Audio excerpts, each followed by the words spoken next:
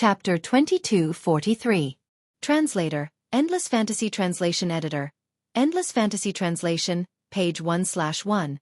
As soon as Yun Jian finished speaking, a strong gust of wind with her at the center seemed to have turned into many sharp blades, sweeping towards Jian Ning. Yun Jian didn't even move her hand, but the sharp blades were like small knives, sweeping towards Jian Ning. Jian Ning, who was still standing at the same spot, widened her eyes, thinking about the meaning of Yun Jian's words. The yellow Dao talisman in her hand, which was left behind by her godfather from Yulong mainland, was instantly turned into nothing by Yun Jian's eyes. Combined with what Yun Jian said, You're the ruler of Yulong mainland, the sorcerer goddess? Why haven't I heard my godfather mention this before? Jian Ning was so scared that her face turned pale, and her pupils shrank. She stared at Yun Jian in a daze, shouting these words out loud. However, just as she shouted these words, Jian Ning suddenly felt the sharp blades sweeping towards her in Yun Jian's mind. That gust of wind suddenly turned into sharp blades, giving Jian Ning a feeling that if this gust of wind hit her body, it would be like thousands of blades, piercing her heart with thousands of arrows and killing her on the spot. And that was indeed the case. Yun Jian didn't even raise her hand. She just raised her eyes slightly, and used her spiritual power to turn the surrounding air into a gust of wind, turning it into a sharp blade, intending to kill Jian Ning on the spot. She wanted Jian Ning to die under her spiritual power. After 666 days of soaking in the holy spring, Yun Jian found that her spiritual power was no longer restricted on earth. This surprised Yun Jian, but at the same time, she was able to use it with ease. However, at this moment, the sharp blades transformed from spiritual power almost pierced through Jian Ning's entire body and organs, killing her on the spot. Whoosh whoosh whoosh. A protective screen popped up around Jian Ning, blocking all the sharp blades that Yun Jian had turned the gust of wind into with a bit of thought. Jian Ning, who thought that she was going to die, was shocked when she saw this. She thought to herself, "Godfather is here." At this moment, the shock on everyone's faces was beyond words as they watched the scene unfold before them. Oh my God! Wasn't it supposed to be an ordinary evening party tonight? Not only are so many of the most powerful people in the world here, even Slaying God is here. What's going on? How did this turn into a sci-fi movie? Fantasy world? Is this still Earth? Oh my God!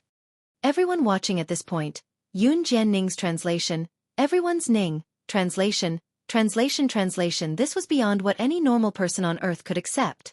Or it could be said that everything that happened in front of him was not something that an ordinary person could accept. Right then, Jian Ning's godfather, who had blocked the thousands of sharp blades that Yun Jian had conjured with her spiritual power, appeared at the scene. A silhouette flashed across the crowd, and in the next second, a middle-aged man in a suit and leather shoes who looked to be in his 40s appeared before everyone. Yun Jian narrowed her eyes the moment she saw the middle-aged man. The middle-aged man was just about to yell at Yun Jian when he stepped out of the crowd. Jian Ning pointed at Yun Jian and complained to the middle-aged man, "Godfather, she broke your spiritual power and tried to kill me." Jian Ning did not take Yun Jian's words seriously. However, just as Jian Ning thought that her godfather would avenge her, her godfather's expression changed. Suddenly, her godfather's gaze changed when he saw Yun Jian. He took 2 steps toward Yun Jian and knelt down in front of her. He was so shocked that his expression changed as he spoke loudly and respectfully in front of everyone. "I'm sorry, but I'm sorry, but I'm sorry. Sorcerer. Sorcerer goddess. Why are you here?" Translator. Atlas Studios Editor. Atlas Studios. Chapter 2244. Translator, Endless Fantasy Translation Editor. Endless Fantasy Translation, page 1/1. She had thought that her godfather's appearance would help her get back at Yun Jian mercilessly. However, her godfather knelt before Yun Jian in front of everyone and spoke to Yun Jian in such a respectful tone. Jian Ning's eyes widened. "Ning, what have you done? Kneel now." Jian Ning's godfather quickly realized what Jian Ning had done to Yun Jian. He was so shocked that beads of sweat rolled down his forehead as he yelled at Jian Ning. "Godfather, Jian Ning wanted to refute. "Kneel!" Jian Ning's godfather yelled. The shout frightened Jian Ning so much that she knelt before Yun Jian on the spot. Jian Ning was raised by her godfather and all her skills were taught by him. Even Reverse Emperor was only established 2 years ago with her godfather's help. It could be said that everything Jian Ning had now was given to her by her godfather. Hence, Jian Ning knelt before Yun Jian in front of everyone after her godfather yelled at her. "Reverse Emperor's leader, you." Wild Snake and the rest of the 50 men were shocked when they saw this from afar. Was Reverse Emperor's leader, Qin Yu, or Jian Ning, submitting to slaying God? If that was the case, those of them who had worked with Reverse Emperor's leader, Qin Yu, to kill slaying God. It seems like there are more people who don't know their place in the underworld after I went into hiding for a few years, Yun Jian said before Jian Ning could speak when Wild Snake and the rest were shocked. Wild Snake and the rest who were standing afar were so shocked that their hearts skipped a beat when they heard Yun Jian's words. All of them felt suffocated for a moment. Moreover, the 50 men who wanted to join forces with Jian Ning to kill Yun Jian had a bad feeling about this. One must know what kind of person slaying God, the #1 on the International Secret Agent leaderboard, was. She was an international figure who would seek revenge and repay kindness. Now that even Jian Ning, who was the leader, had submitted to slaying God, the rest of them. Looks like it's time to massacre some restless people. Just as these people were shocked by Yun Jian's words, Yun Jian's voice rang out again. In the next breath, Yun Jian's lips, which had been curled into a sneer, suddenly closed. At this moment, her back was facing Mad Snake's party of 50. The words that had decided the fate of Mad Snake's party spread out in the next second, causing Mad Snake's party to feel even more despair. Snake lizard, tiger leopard, mad dragon, kill all of these restless people. Leave no one alive. Mad Snake and the others paled when they heard this. They no longer dared question the authenticity of Yun Jian's words. At this time, these people either turned around and rushed to the party's back door or were prepared to fight Snake Lizard and the others with weapons in their hands. Mo Bufan, Brother Kai, Su Zhanglong, Wei Jingxian, and the people from the Martial Arts Society who were hiding in the corner, including Kai Huiling and Kai Ilyang, were shocked when they saw this. In an instant, the originally lively party venue turned into hell on earth. Those who were originally on Jian Ning's side fell one after another. Corpses were scattered all over the venue. Mo Bufan, Kai Huiling, and the others who were hiding under the table were so frightened that they broke out in cold sweat. Until the last person collapsed, no one on Yun Jian's side fell. It was then that Yun Jian officially met Jian Ning in Jian Ning's godfather's eyes and said mercilessly in front of everyone, "I'm sorry. Now it's your turn." Upon hearing this, Jian Ning's godfather's eyes turned ruthlessly. When Yun Jian suddenly reached out and took out 2 butterfly knives, Yun Jian's godfather suddenly spoke up to stop her. "Wait. Sorcerer God. I have a potion that can allow people from Yulong mainland to come to Earth and use spiritual power without suffering any backlash. I'll give you this prescription. I hope you can let us go." Top reading website, M. Chapter 2245. Whether it was people from Yulong continent, Wanwan continent, or Shenzhou continent, they couldn't use their spiritual power when they came to Earth. Otherwise, they would not be able to make any progress in their cultivation for 100 years. This was an unchanging law since ancient times. According to the rumors, no one had found a way to break it. Of course, Yun Jian had already found a way to break this law. After soaking in the holy spring for 666 days, they could use their spiritual power as they wished on Earth, and there wouldn't be any backlash from not making any progress in their cultivation for 100 years. However, other than Yun Jian and Ce, no one else had been able to enter the holy spring.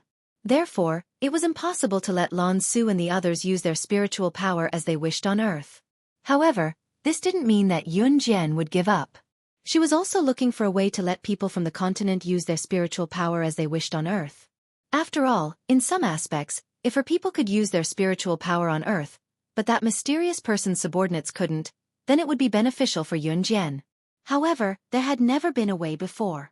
Now that Yun Jian's adoptive father stood up and said that he had a potion that could let people from Yulong continent use their spiritual power on Earth without any backlash, Yun Jian was tempted.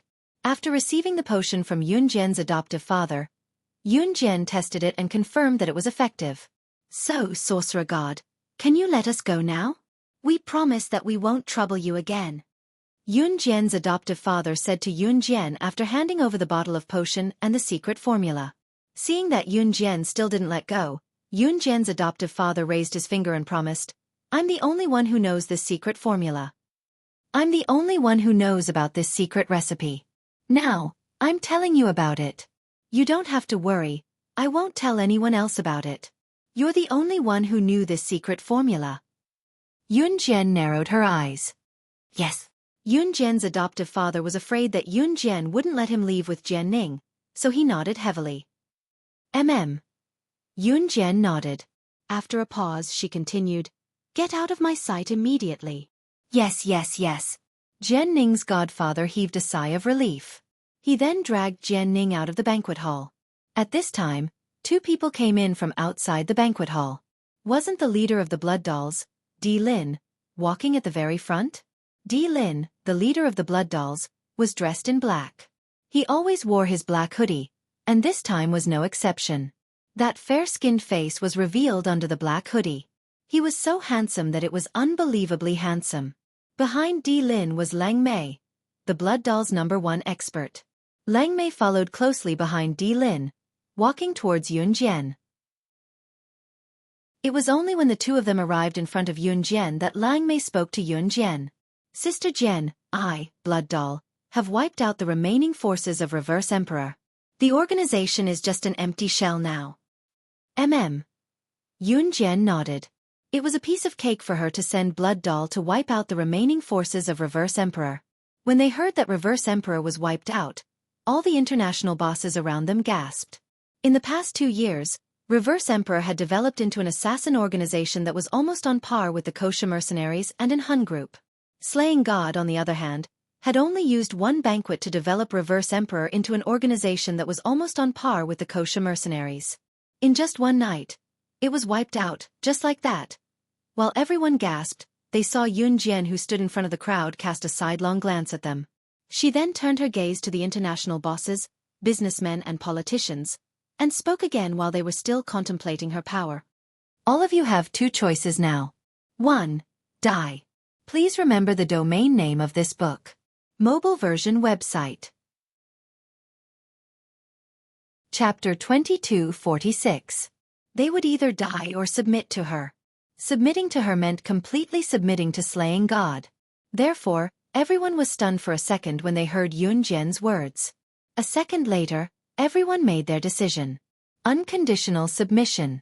They would be Yunjian's subordinates. The combined ability and international influence of all the international bosses at the gala would be an indescribably powerful backer. Yunjian had massacred so many top international figures and recruited almost all of them under her wing. Then, there would be no one in this world who could rival her. Even so, these people chose to submit to Yunjian unconditionally. It was because Yunjian was none other than Slaying God, the #1 secret agent on the International Secret Agent Leaderboard. Slaying God, the world's #1 powerhouse who struck fear in people's hearts. After everyone had chosen to submit, Yunjian gestured for snake, lizard, tiger, leopard and snake. Lizard to sign the submission contract with these international bosses.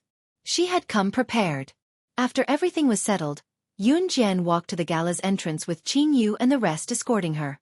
She had no intention of erasing Mo Bufan and the rest's memories, nor did she intend to erase Kai Huiling and the rest's. Especially Kai Huiling, she was not worth spending a 3-hour bottle of amnesia serum to erase her memory. Yunjian walked out the door. Just as Yunjian was about to step out of the door, Mo Bufan and the rest caught up to her. Yunjian, where are you going? Mo Bufan asked Yunjian when he caught up with the rest of them. Once he asked, Yunjian only left her silhouette for Mo Bufan to wait. She uttered 2 simple words that were enough to stun Mo Bufan and the rest before walking out the door. Murder. On the smooth roads of River City, Jianning and her godfather had finally left River City's downtown area and arrived at the suburbs. Jianning's godfather brought her to the airport. He wanted to bring her back to Yulong mainland. As long as they returned to Yulong mainland and sought refuge with that lord, they would not have to be afraid of the sorcerer goddess. Otherwise, according to the sorcerer god's character, he would never let them go.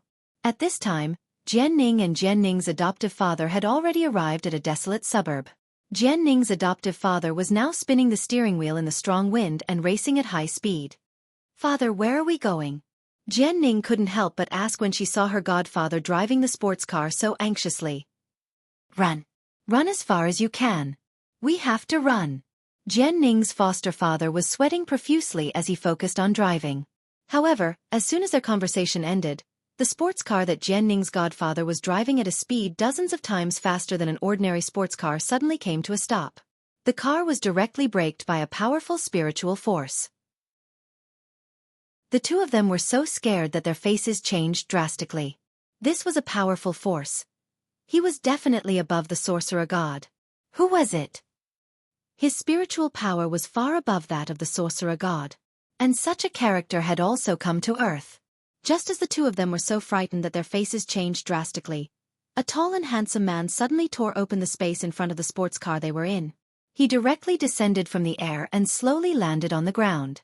Looking at this handsome man who angered both humans and gods, even Jian Ning couldn't help but be fascinated by him. Jian Ning's godfather frowned fiercely. He sat in the car and cupped his fists in front of this handsome man who made people forget to breathe. I don't know how I offended you. I hope you can forgive me. Let me and my daughter leave this place. Jian Ning's godfather's words made the man who suddenly descended from mid-air like a god frown slightly. The next second, this handsome man stretched out his hand. A second before he directly used his spiritual power to blast the sports car and the two people in the car into meat paste. He left a cold and mellow sentence that was enough to make people forget to breathe. Please remember the domain name of this book. Mobile version of reading website. Chapter 2247. As soon as the handsome man spoke, the two people in the sports car were blasted into a puddle of blood along with the car before they could even step out of the car. Not even their bones could be found. They had died on the spot just like that. If an ordinary person was standing here at this moment and saw this inconceivable scene, they would probably cry out in shock. It was a scene that defied all logic. When Yun Jian arrived, this was what she saw. The sports car in which Jian Ning and Jian Ning's adoptive father were sitting was suddenly left on the spot. The whole car was twisted like a rope. Just looking at it and imagining that there used to be people in the car was enough to make one tremble with fear. What was even more frightening was that the entire body of the sports car had been twisted like a rope, and bright red blood was flowing out of it. It looked extremely strange. Jian Ning and Jian Ning's godfather were already dead before she could come over? Yun Jian narrowed her eyes at the sight. Just as Yun Jian was about to go to the deformed sports car to check the bodies of Jian Ning and her godfather with her squinted eyes, a familiar masculine voice rang behind her. Xiao Jian.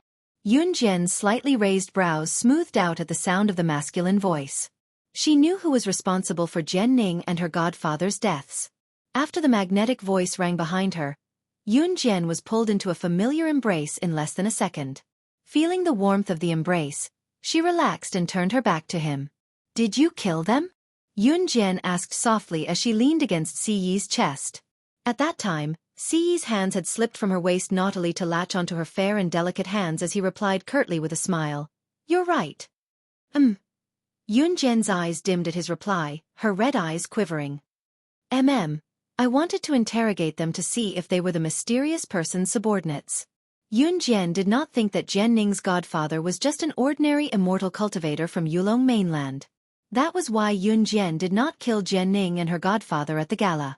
Yun Jian was never one to leave the root of the problem untouched. Whether Jian Ning and her godfather were truly remorseful or not, Reverse Emperor's existence was a foregone conclusion. And as the leader of Reverse Emperor, Jian Ning and her adoptive father, who founded Reverse Emperor, had to die. That man is indeed the mysterious person's subordinate, Ce answered when Yun Jian asked in confusion.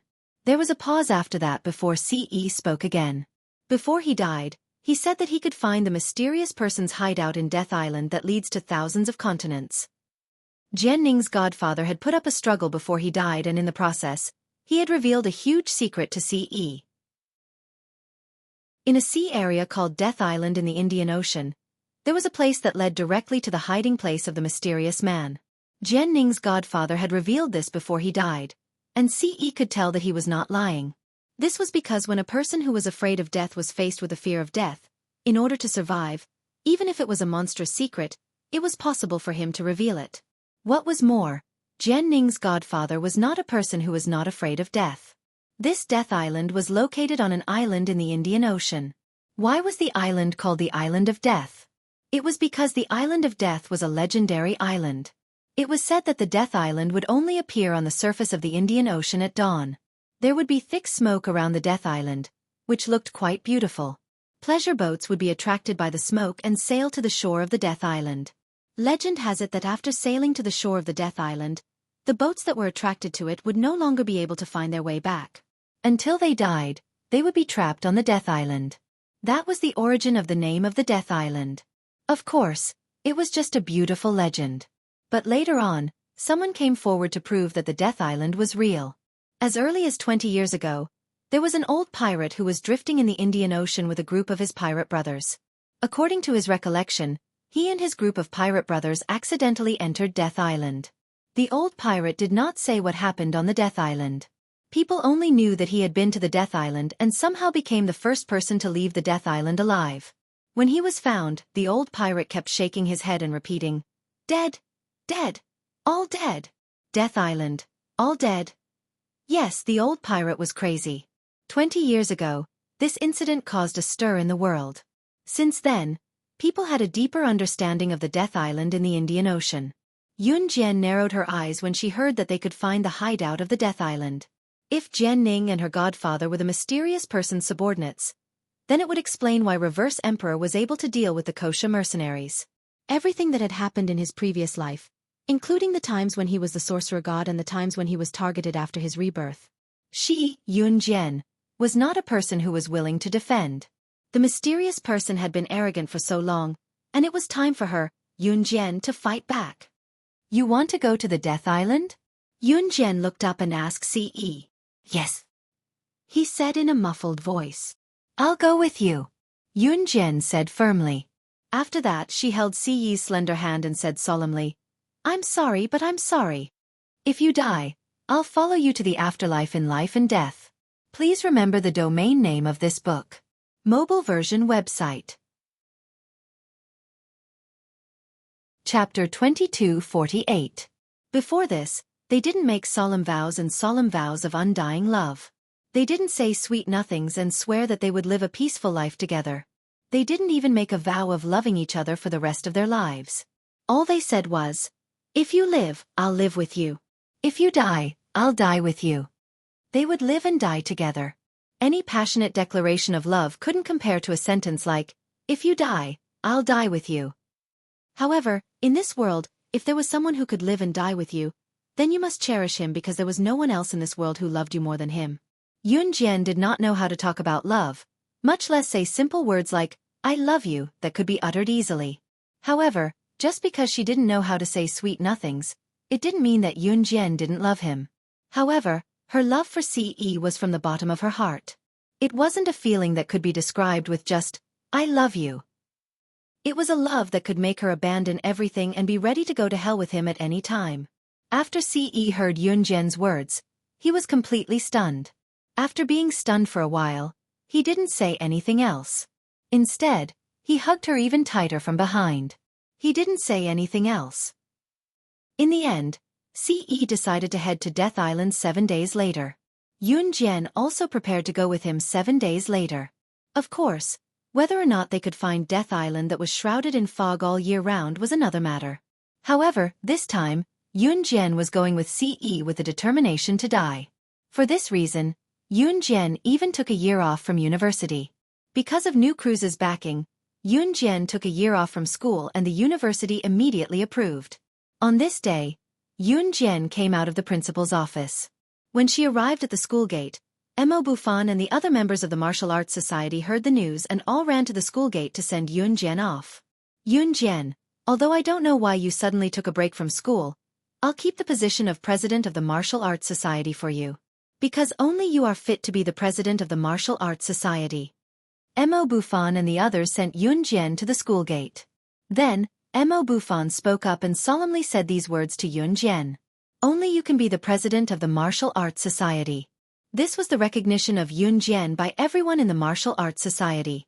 "If I can come back alive, I must personally hear the news of your victory in the martial arts competition. Don't let me down." Yun Jian didn't say anything, only leaving this sentence. This sentence made the members of the martial arts club, who did not know what Yun Jian was going to do, even more worried. But at this moment, no one asked. Yun Jian was not simple. At the same time, Yun Jian also had her own world. At that time, the members of the Martial Arts Society only unanimously promised Yun Jian that they would definitely get the first place in this martial arts competition. Yun Jian left the Zhongqing University of Electronic Science and Technology of China under the warm send-off of the martial arts club. There were still 7 days left before the date she had agreed to go to Death Island with CE. In these 7 days, Yun Jian continued to instruct the members of the Kosha mercenaries before returning to Longmen City. After returning to Longmen City, the first place Yun Jian went to was the prison. Now that 2 years had passed, Duan Li and Duan Ya's father, Duan Shi, who had been imprisoned for domestic violence, was about to be released. Yun Jian came to the prison and applied for the right to visit Duan Shi. At that time, Yun Jian was about to enter the prison to visit Duan Shi and mention some important matters to him. For example, to ensure that Duan Shi would not cause trouble for Duan Li and Duan Ya after he was released. Just as Yun Jian was about to enter the prison after getting permission, she saw a shadow outside the police station. She wanted to go around the figure and walk past him, but she was stopped. Yun Jian. It's you. The person who called out to Yun Jian was none other than Yun Jian's classmate back in Xinjiang town, Yi Qingqing. Please remember the domain name of this book. Mobile reading website. Chapter 2249. Yun Jian did not stay long in Xinjiang town. She had gone to Longmen City not long after she was reborn in the town. The person who had studied in Xinjiang town for close to 3 years was not her, but the original owner of her body. However, Yun Jian could still find memories of Yi Qingqing in the original owner's memory. In her memory, this girl named Yi Qingqing was a very ordinary student in Xinjiang town. She was also a good student in the teacher's impression. She usually listened to the teachers obediently and dressed elegantly. She was a typical student with good grades and was a model student in the hearts of the teachers and parents. However, the current Yi Qingqing was a little different from the model student who was obedient and had good grades in the original owner's memory. At that time, Yi Qingqing was wearing a more Western-style clothes. Her upper body was a button-up striped shirt, which was tight on her body, and her lower body was a short black skirt. She looked like a lady from the underworld. This was a stark contrast to the obedient Yi Qingqing who didn't even dare to speak loudly in school and didn't even dare to stand up when the teacher called her name in class. People changed. No matter how obedient a person was when they were young, they would change if they encountered certain circumstances when they grew up. Compared to the innocent and naive Yi Qingqing in junior high, the current Yi Qingqing looked more charming and mature. There was also an indescribable sense of vicissitudes. Yun Jian's eyes narrowed when she saw Dai Qingqing, but she gave a nonchalant reply. Dai Qingqing grinned at Yun Jian with pursed lips. What a coincidence that we can meet here. There was a hint of vicissitudes and desolation in the smile of an old friend who had met with an unforeseen event. Right, Yun Jian, why are you here? Don't you need to go to school? Dai Qingqing asked after she was done with her question. Yun Jian was supposed to be in her senior year, but she skipped a grade and was now in her first year. After Dai Qingqing asked, Yun Jian replied, I came back for something. She didn't say anything more. After listening to Yun Jian's words, Dai Qingqing didn't feel that it was inappropriate. She smiled at Yun Jian and then began to talk about her own matters in detail. I dropped out of high school and came to Longmen City to work alone. I met my boyfriend at the place where I worked. Dai Qingqing's boyfriend was very good to her. Her boyfriend had taken care of her for 2 years when she was working, taking care of her every need. Later, Dai Qingqing was moved, so she agreed to have a real relationship with him. However, the good times did not last long. 2 days ago, Dai Qingqing and her boyfriend got off work and met a few hooligans. Those hooligans saw that Dai Qingqing was good-looking and wanted to rape Dai Qingqing in front of her boyfriend. In the end, Dai Qingqing's boyfriend accidentally stabbed one of the hooligans to death, thus protecting Dai Qingqing's innocence. At the mention of this, Dai Qingqing's eyes teared up. He went to jail because of me. The court took into account that he didn't kill on purpose and that it was self-defense, so he's going to jail for 10 years. He went to jail because of me. I'll always be by his side. Even if it's 20 years, I'll wait for him to get out. It was only then that Yun Jian noticed the lunchbox in Dai Qingqing's hand. She knew without asking that Dai Qingqing must be here to deliver food to her boyfriend. Yun Jian and Dai Qingqing went to the prison to visit Duan Ling Tian. Dai Qingqing even invited Yun Jian to a nearby milk tea shop for a small gathering after they were done visiting. Yun Jian agreed. The door of Duan Shi's prison opened and Yun Jian walked in. Duan Shi looked much more refreshed than before. After 2 years of not seeing him, Duan Shi, who was no longer drinking, looked more like a human after 2 years of rehabilitation in prison. Yun Jian's sudden entrance startled Duan Shi. He glared at Yun Jian and exclaimed loudly, "Please remember the domain name of this book." Mobile version website. Chapter 2250. Have you forgotten? You'll be released from prison in a few days. I'm here to visit you on behalf of your daughter, Yun Jian said with a cold smirk. She was walking not far away from Duan Shi, separated by a glass. Hearing that he was going to be released, Duan Shi was stunned. Then he suddenly laughed. Without the violent aura he had when he first entered prison, Duan Shi was actually quite decent. Perhaps it was because he did not drink too much these years, but the decadent middle-aged man who used to abuse Duan Li and Duan Ye had disappeared. After laughing, Duan Shi sighed and shook his head. He finally understood Yun Jian's motive. Hey, if you're here for Duan Li and Duan Ye, you can go back now. I've turned over a new leaf. After I get out of prison, I won't interfere with their happy lives anymore. I'm not a good father. I've been in prison for 2 years. I've already thought it through. It was my fault back then. I actually did something like domestic violence. Actually, when their mother was still alive, they were my flesh and blood, my sweethearts. Duan Shi was handsome and was a match made in heaven with Duan Li and Duan Ye's father. Later on, Duan Li and Duan Ye's mother passed away early, and Duan Shi fell from grace. He became a rich woman's sugar baby. Not only that, he also drank and beat up Duan Li and Duan Ye. However, after 2 years in prison, Duan Shi finally realized his mistake. He regretted it. At this point, Duan Shi wiped away the tears that were about to fall from his eyes. The wrinkles on his face, which was no longer handsome and had aged features, deepened. These 2 years made me understand a lot of things. After I get out of prison, I won't interfere with their lives anymore.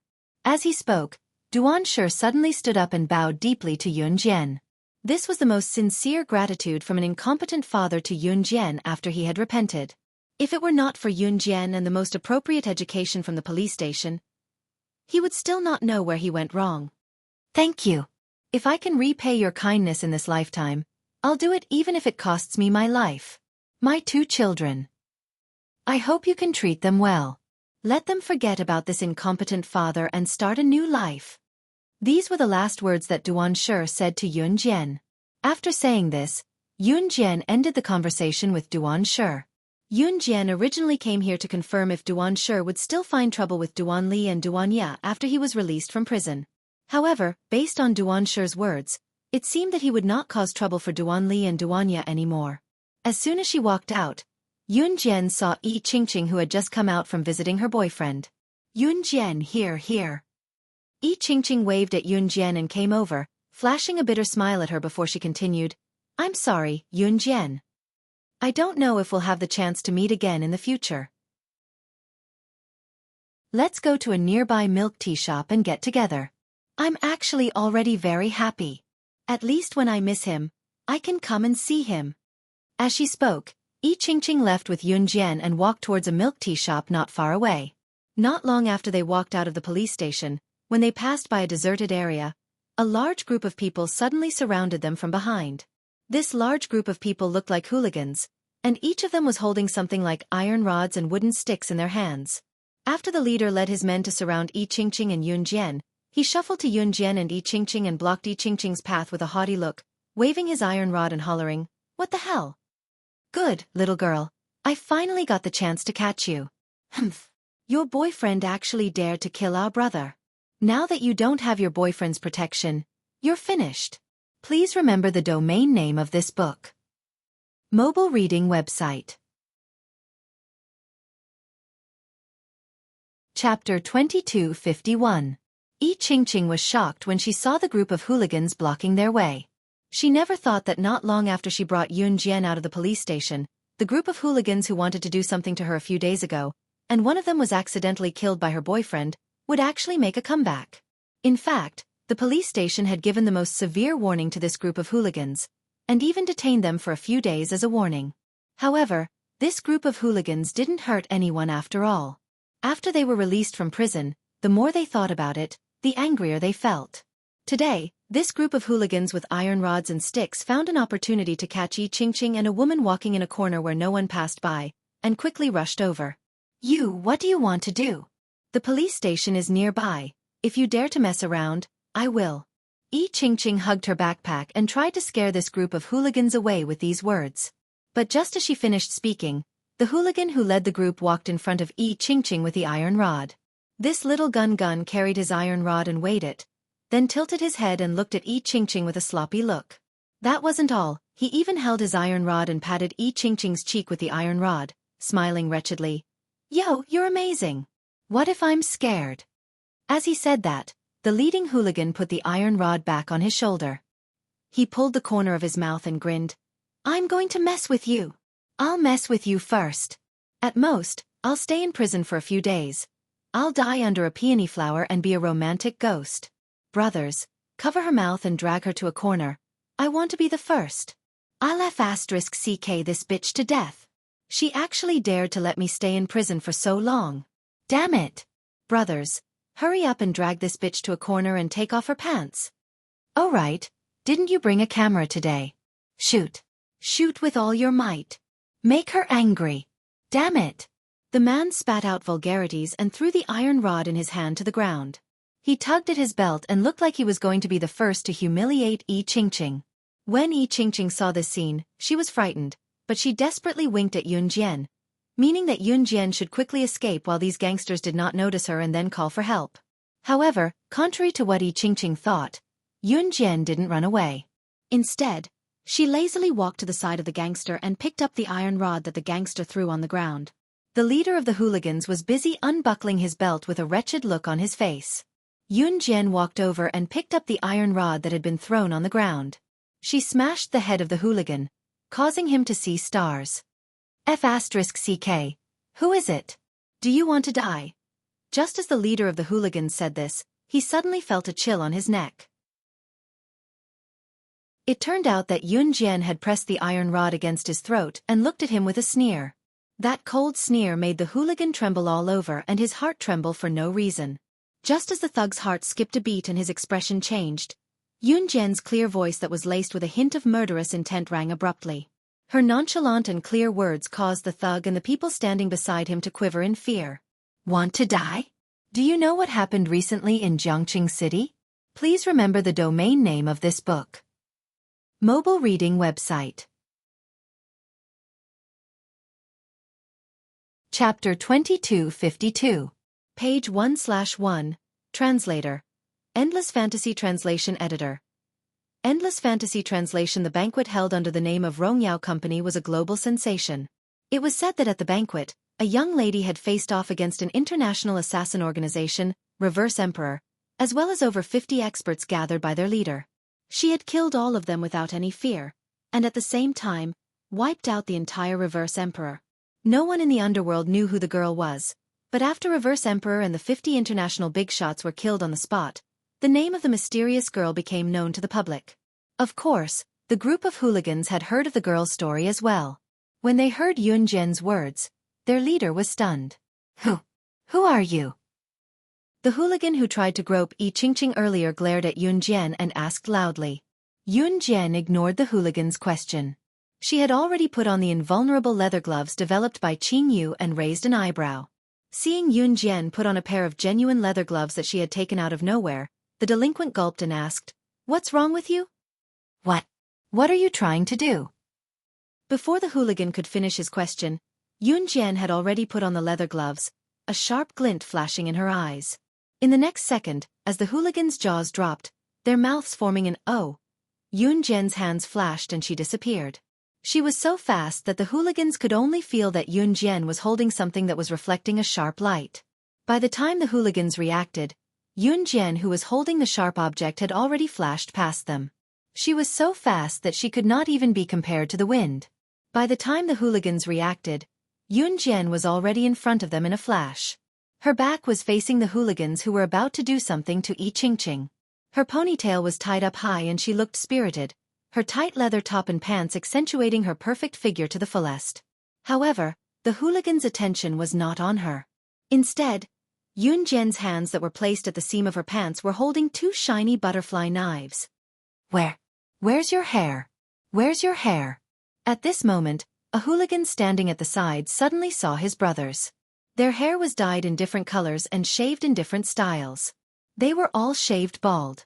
The hooligan shrieked in shock. Shunzi, you're missing your hair too. Another hooligan pointed at the hooligan who was the first to notice. His shriek sent chills down everyone's spine.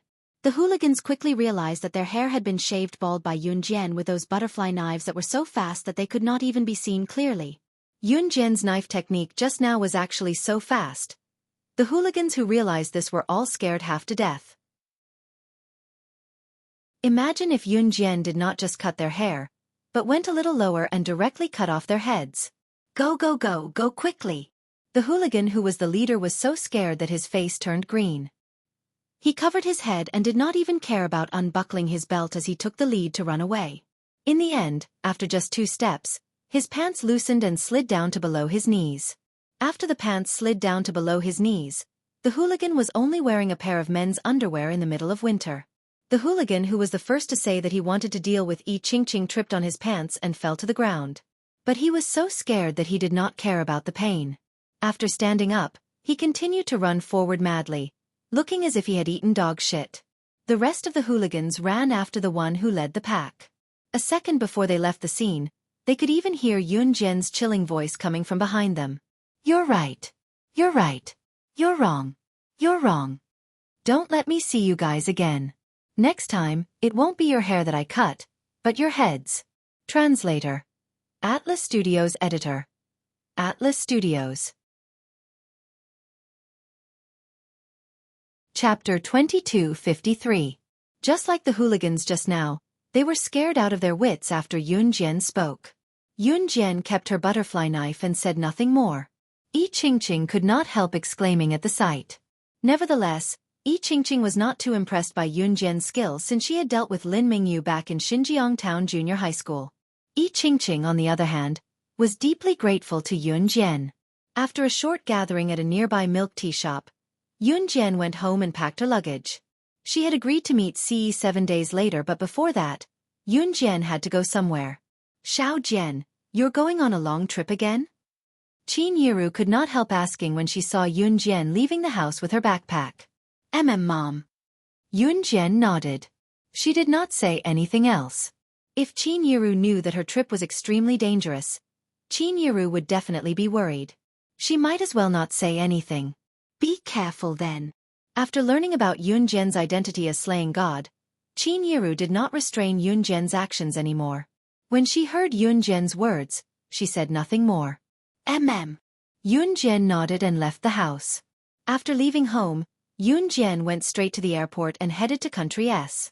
Before she went out to sea to search for Death Island, she had something important to do. She had to confront the old pirate who was the only one who had been to Death Island back then. At the same time in Deity Continent, it had been a few days since Gu Nianji came to Deity Continent with Li Nong.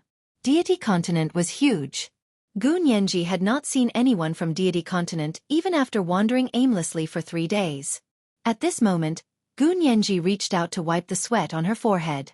She walked and stopped to ask Li Nong with a frown. I've been gone for so long, but I haven't even seen half of the deities of your god's continent. You're not trying to lead me astray, are you? The gods of the gods' continent rarely go out, Li Nong said in a serious manner. If Huang Yan was here, he would probably roll his eyes at Li Nong. What the gods of God's continent liked to do the most was to gather a large group of people together and compete with each other to see who was stronger. Li Nong had indeed deliberately led Gu Nianji to a place with fewer people. Are you serious? Then where is your home? Hurry up and take me to your place to rest. Gu Nianji was about to throw up. At first, in order to come to the god's continent, she had even let Li Nong touch her butt and take advantage of her.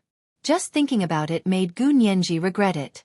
He thought that there was something fun and delicious on the god's continent, but it turned out to be, hey, why don't you send me back? I don't want to stay on the gods' continent anymore. It's not fun here. It's better to stay with Qing Yu. Gu Nianji was holding a weed that she had pulled out from somewhere. She pouted and swung the weed in her hand, walking like she would collapse on the ground from exhaustion at any moment. Li Nong said that one could not fly on the gods' continent, or else there would be serious consequences. Gu Nianji really walked behind Li Nong for 3 days and 3 nights, but they still could not get out of this god-forsaken place. At this moment, both of them were walking in a boundless forest. Gu Nianji walked forward unsteadily, sighing. However, just as Gu Nianji lowered her head aimlessly, swinging the weed in her hand and walking forward lazily with a pout, she bumped into Li Nong, who had suddenly stopped walking in front of her. Gu Nianji pounced on him, and Li Nong did not seem to be prepared to defend himself at all. Therefore, Gu Nianji's pounce directly pushed Li Nong to the ground. At the same time, Li Nong turned around and fell on his back. Gu Nianji did not see that Li Nong's lips curled up the moment he fell. Ouch! Gu Nianji cried out in pain and fell to the ground. When Gu Nianji came to her senses, she suddenly realized to her horror that Li Nong's hand was wretchedly grabbing her butt. He even pinched it. It looked like he was doing it on purpose. Please remember the domain name of this book. Mobile version of reading website. Chapter 2254. Ah! By the time Gu Nianji reacted, she was so frightened that she screamed and stood up. She protected her chest tightly and glared at Li Nong with bulging eyes. She bared her teeth and said to Li Nong, "Li Nong, you did it on purpose. It's not that there's no one at all. You did it on purpose. I want to go back to Earth." She should have known that a normal person wouldn't ask to touch her but before bringing her to the divine continent. Gu Nianji instantly realized that Li Nong was most likely trying to take advantage of her. He was the kind of habitual offender who took advantage of girls. Pervert! Unexpectedly, after Li Nong stood up calmly, there was no change in expression on his serious face. He put his hands in his trouser pockets, and he didn't panic or fear when Gu Nianji discovered his intentions. He simply turned his handsome face to Gu Nianji and suddenly said, "You're right. This is the first time I've brought a girl back to the divine continent, so you can't leave. I've taken a liking to you, so you can't leave." On the other side, Yun Jian had already arrived in S country. S country was a developing country in China. The infrastructure of the city was poor, and the facilities of the 3-star hotels were relatively old. S country's economy was mainly based on agriculture, and the country's most important export product was Ceylon black tea. The country was also one of the 3 largest tea-producing countries in the world, so the domestic economy was deeply affected by the tea production situation. Of course, there were also some people in S country who relied on fishing for a living. S country was a country on the Indian Ocean plate, and the only old pirate who had been to the Death Island was from S country. The old pirate was now living in a mental hospital. Because he had suffered a great shock back then, he had become crazy. There were many adventurous people in the world who went to the legendary Death Island from S country, but most of them returned empty-handed. Generally, adventurous people who wanted to explore the Death Island would come to this mental hospital to ask the old pirate for information about the Death Island. Even if no one got any information about the other Death Islands from the old pirate, there were still adventurous people who came to this mental hospital to visit the old pirate and communicate with him, trying to get more information about the Death Island from the old pirate.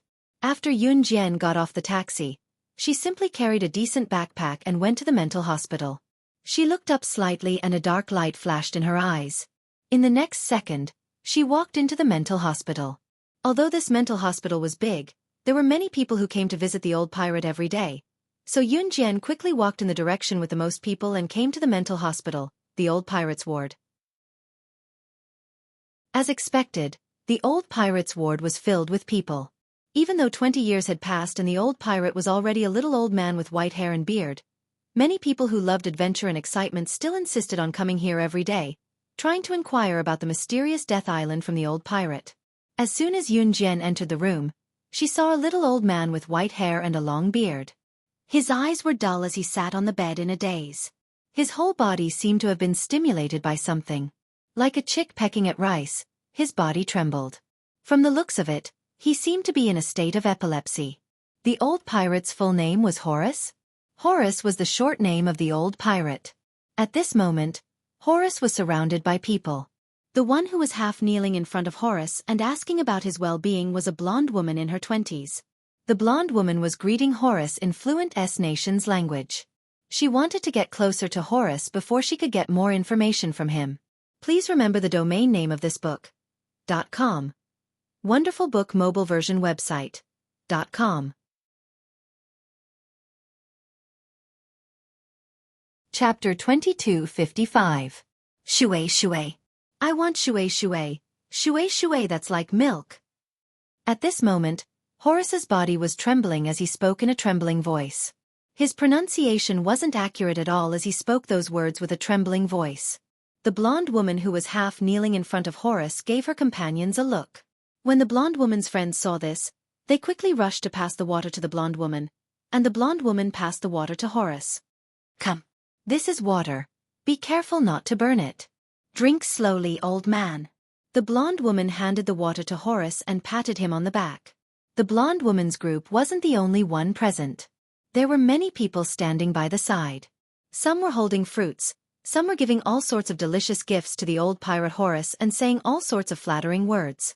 Everyone's goal was simple and clear, and that was to gain the trust of the old pirate Horace, who had already gone mad, and get all the information about the Death Island from him.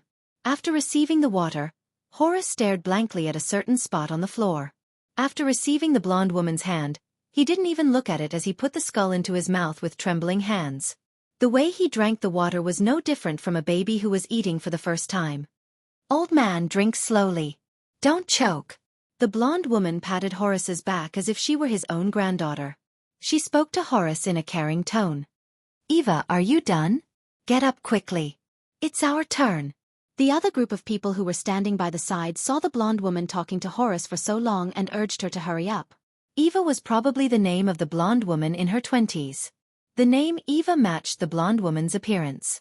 Yun Jian could see from the side of the blonde woman's face that her long face resembled a Barbie doll and was more tender.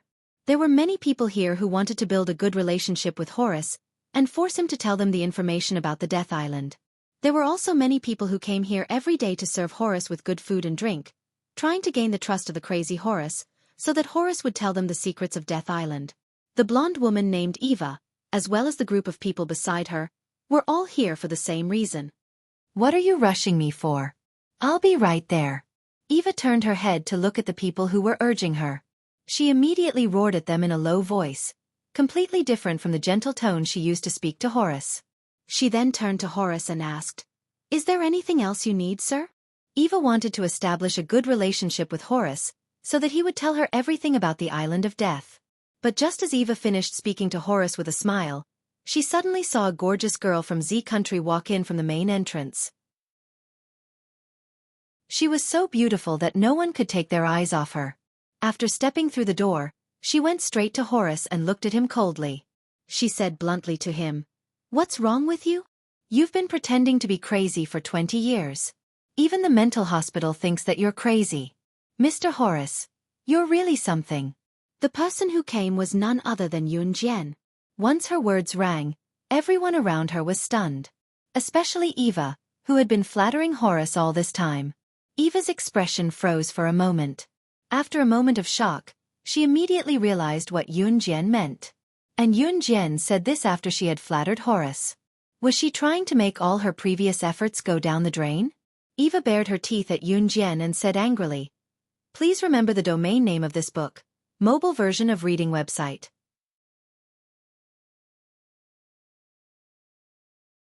Chapter 2256.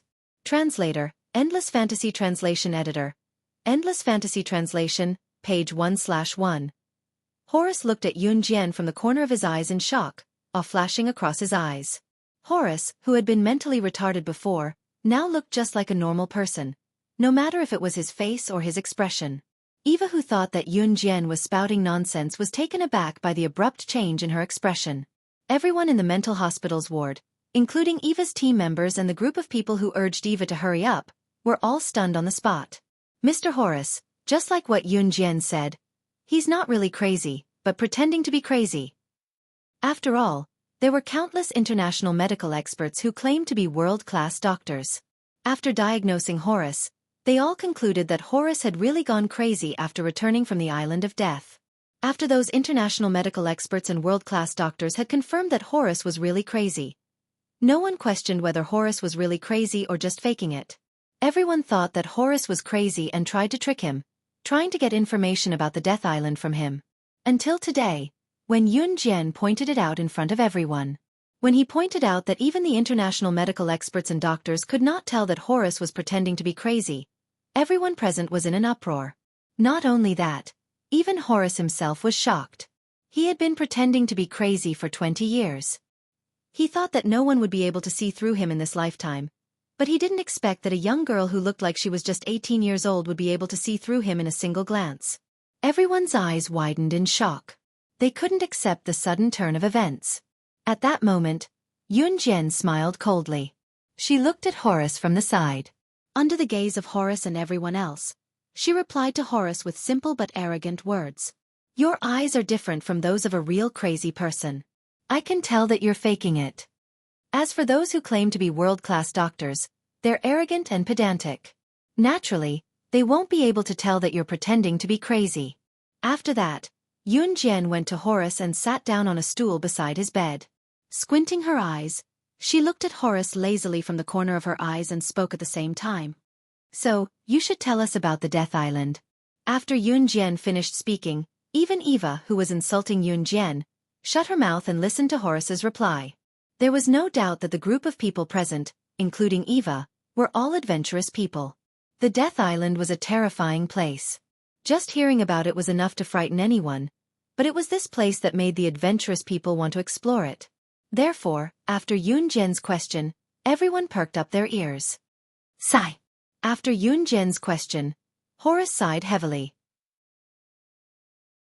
Under everyone's gaze, Horace shook his head and slowly said, The Death Island is very dangerous. Death Island is extremely dangerous. Back then, I almost died here with my friends. After that, I risked my life to escape from Death Island. I pretended to be crazy just to prevent adventurers from going to Death Island and losing their lives in vain. So, listen to my advice. Don't go to the Death Island. That was why the old pirate Horace pretended to be crazy for more than 20 years. He didn't want those adventurous people to lose their lives in the Death Island. Everyone in the room sighed deeply. Then, just when everyone took a deep breath and was hesitating if they should ask the old pirate Horace about the Death Island, a clear and pleasant female voice spoke again in front of Horace and everyone else. So you're planning to let your old friends die in vain on the Death Island? You don't want to remember the past and find a chance to avenge them? Translator. Atlas Studios Editor. Atlas Studios. Chapter 2257. Translator, Endless Fantasy Translation Editor. Endless Fantasy Translation, page 1/1. When Yun Jian finished her words, Eva and the others were stunned. What revenge? Could it be that when Mr. Horace and his friends accidentally entered Death Island, Mr. Horace and his friends lost their lives on Death Island? Because of someone? Eva was the first to react. She was stunned for a moment, and she was shocked. As soon as she said this, Eva suddenly felt that something was wrong. No, Mr. Horace has been pretending to be a fool for 20 years. He shouldn't have told anyone about what happened on Death Island. How did you know? You're saying that Mr. Horace's friends died on Death Island? Revenge. Don't tell me you know what happened to Mr. Horace and his friends on Death Island? Compared to when she didn't trust Yun Jian in the beginning, Eva's tone towards Yun Jian had changed. However, since she couldn't explain it, Eva still questioned Yun Jian. Don't tell me Yun Jian knows what happened to Horace and his friends on Death Island? If she's so powerful, she can just go to Death Island herself. Why would she ask Horace? Just when Eva thought that Yun Jian was spouting nonsense, she saw Horace's expression change again. Then, Horace's expression darkened. He looked at Yun Jian and said in shock, I've never told anyone about this. I've never mentioned this to anyone. How do you know that my friends were killed by living people? Everyone saw Horace's astonishment. Hearing this, Eva and the people standing beside her were all shocked and dazed for a moment. Don't tell me she's right. You don't need to know how I know. You just need to tell me, do you want revenge? Yun Jian pressed her lips together and asked Horace nonchalantly amidst the shocked gazes of the people around her. With that, Horace nodded without hesitation. Of course. Horace clenched his fists as if he recalled something that made him grit his teeth. He was so angry that every cell in his body was trembling. Seeing this scene, the surrounding people became even more suspicious. How did this girl, who was about 18 years old, know about everything that happened to Horace on Death Island? Before they could think further, Yun Jian's lips curled and she spoke again. Then tell me how to get to Death Island. As thanks, I'll avenge you.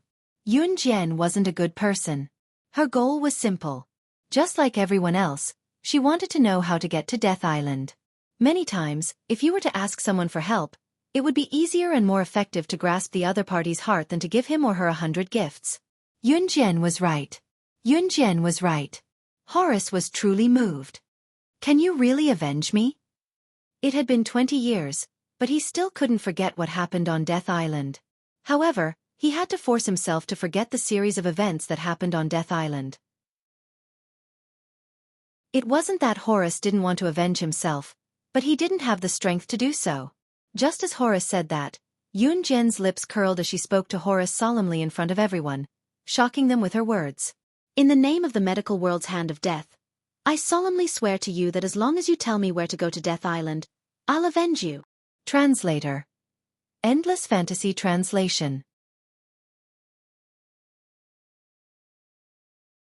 Chapter 2258. Translator, Endless Fantasy Translation Editor. Endless Fantasy Translation Translator. Endless Fantasy Translation Editor. Endless Fantasy Translation. Although Yun Jian wasn't a good person, she had never once made a promise to anyone. You're the hand of death. Just as Yun Jian's words left her mouth, Eva and the group of people beside her were all shocked, as they screamed out in shock. The hand of death of the medical world. No wonder. No wonder you could tell that I was acting crazy, so you're the hand of death of the medical world. The legendary hand of the Grim Reaper that can even save the dead and bring them back to life. When Horace heard Yun Jian's words, he was so shocked that his face changed. As he looked at Yun Jian with disbelief, his pupils constricted, his back straightened, as he was filled with fear. So this little girl who looks like she just came of age, is actually the internationally renowned Hand of Death. Oh my God, what's wrong with this world? Is this a fantasy? One of the foreign lads in Eva's team, who was in his 20s with chestnut-colored hair, grabbed his head, as he looked at Yun Jian in shock, as he screamed out in shock. This foreign lad with chestnut-colored hair was in the same team as Eva, and his name was Jie Wei. Jie Wei's looks were considered extremely handsome in the eyes of the foreigners. When Jie Wei heard Yun Jian's words, he was so shocked that his face changed, as though he didn't believe Yun Jian's words at all. After all, Yun Jian was only 18 years old, and her looks were extremely youthful, and she was prettier than any other girl of her age. Such a beautiful girl would only make others think that she was a university student. An ordinary girl full of youthful energy. But who could tell them that she was actually the internationally renowned Hand of Death? The one who could save lives from the hands of the Grim Reaper, the strongest woman in the medical world. Whether it was the medical world or the underworld, there was no one who didn't know of her. And such an existence was actually just a young girl? Even so, no one present did not believe Yun Jian's words. When everyone came to their senses, Horace took the lead and spoke calmly to Yun Jian. I believe you. I'll tell you how to get to Death Island. 20 years ago, Horace was still a wandering pirate sailing the seas with his old friends. Once, when they were at sea, they accidentally picked up a bottle. That bottle was very strange. Not only did it contain a small piece of paper, it also contained a sky-blue necklace. That sky-blue necklace was very beautiful, so beautiful that it made people forget to breathe. It was also very strange. There was only one simple sentence written on the small note. Holding the necklace in his hand, he boarded the boat and entered Death Island. That necklace is the key to leading us to the Death Island. Although it's very mystical, as long as you can find that necklace and go out to sea, the necklace will lead you to the Death Island. As Horace spoke, he frowned slightly, as if he was recalling a terrifying incident. He clutched his head with both hands. You know where the necklace is. This sentence, Yun Jian did not use a question, but a statement. Hearing Yun Jian's words, Horace frowned slightly. In the next second, Horace loosened his frown. He smoothed out his wrinkled brows and secretly heaved a sigh of relief. Then he continued to speak. Yes, it's in France's Paris Museum. If you want to go to Death Island, you must obtain it. Speaking until here, Horace pondered for 2 seconds and suggested to everyone. With your abilities, you shouldn't be able to retrieve that sky blue necklace from France's Paris Museum. France's Paris Museum of Natural History is heavily guarded. If an ordinary person wants to steal the necklace, it would be harder than ascending to the heavens. Perhaps you can use your computer to enter the page of an international assassin website and place a bounty on that international assassin website to request the help of an international assassin. Top reading website, M. Chapter 2259. As an ordinary person, Horace put himself in the shoes of Yun Jian, Eva, and Jay. The sky blue necklace was now hidden in the Paris Museum of France as a valuable antique. It was one of the most important antiques in the Paris Museum of France. There were many people who went to the Paris Museum of France every day to look at the collection, but there was only one way to take the sky blue necklace out of the Paris Museum of France, and that was to steal it. Stealing was not a kind thing, but there were times when it had to be done, just like now. The sky blue necklace was the only way the old pirate Horace knew to lead them to the island of death. Of course, Horace knew that Yun Jian was the hand of death in the medical world, but he didn't think that Yun Jian was that strong. After all, as a doctor, it was her duty to heal the wounded and save the dying. A mission like stealing the sky blue necklace was something that Yun Jian couldn't do. As an international figure, if you wanted to assassinate or get something, you could log into the Secret Agent Killer website. The Secret Agent Killer website allowed the employer to post a mission. Once the employer posted a mission, the Secret Agent Killer would see the mission and accept it. Under normal circumstances, as long as the employer paid the price, the Secret Agent Killer would accept the mission. Therefore, if you needed something, and you were rich but didn't have the strength, you could log into the Secret Agent Killer website and achieve your goal. Are we going to ask the Secret Agent Killer to help us steal the sky blue necklace? Why don't we just ask the International Thief Organization to help us steal it? Jay, who was standing next to Eva, said as he stroked his chestnut-colored short hair. International Thief Organization? Is it the internationally famous fox hunting organization? We don't know how to get to know them. How do we find the godly thief of the fox hunting organization? Someone frowned and asked. Don't worry. I know them. Leave it to me. Jay was waiting for the person next to him to ask this question. When he heard it, he stroked his short hair again and raised his head proudly. Jay was only in his 20s, and it wasn't strange for a young man like him to be a little arrogant. Yun Jian didn't stop him. Everyone agreed. Xueqi took out his phone and dialed a number. As soon as the call connected, Xueqi couldn't help but say, It's me. I'm Jay. Hey, brother. Does your fox hunting organization have any godly thieves who can take on the task of stealing a sky blue necklace from the Paris Museum in France? After saying that, Xueqi raised his head and looked at everyone. At that moment, the person on the other end of the phone seemed to have said something to Xueqi. Ha! Someone has already hired a thief from the fox hunting organization to steal that necklace. In the next second, Xueqi's expression changed drastically. 10 seconds later, Jay hung up the phone and said to everyone with a dejected expression, I'm sorry.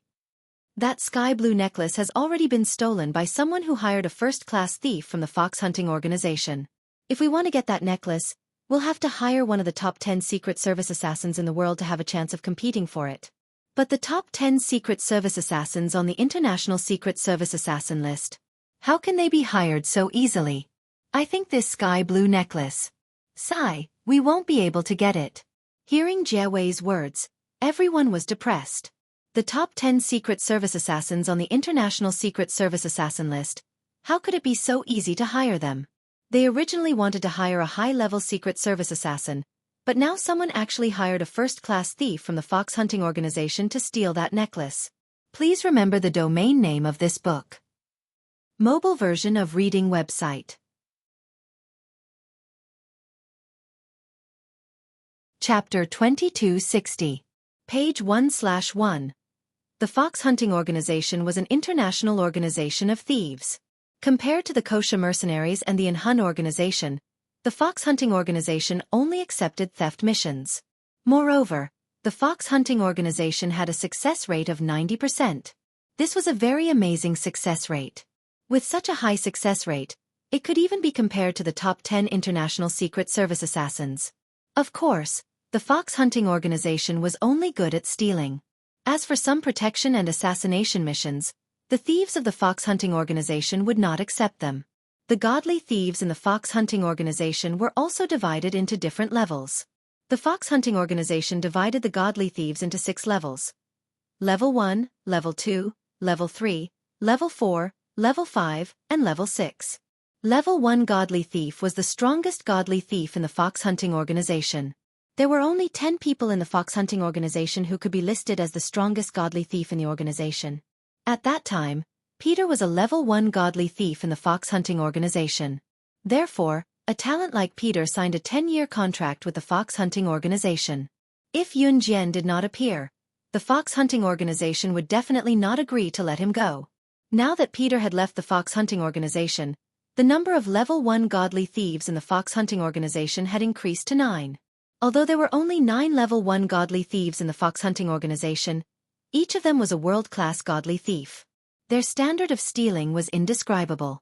It was rumored in the underworld that if the Level 1 godly thief of the fox hunting organization were to take action, only those who hired the top 10 international Secret Service assassins would have a chance to compete with him. Take note, there is only this possibility to fight for it. After all, the Level 1 godly thief of the fox hunting organization specialized in this line of work. His ability to steal was so good that even the top 10 assassins on the International Secret Service assassin list might not be a match for him.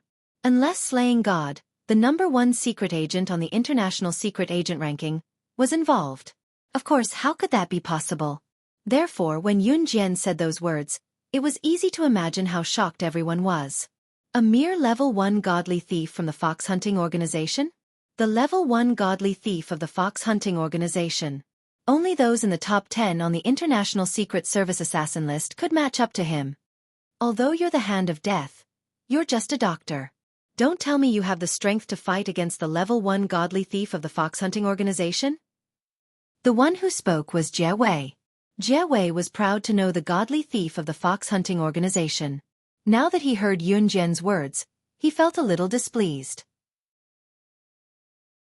Even if she was the hand of death, no matter how powerful she was, wasn't she still just a scalpel?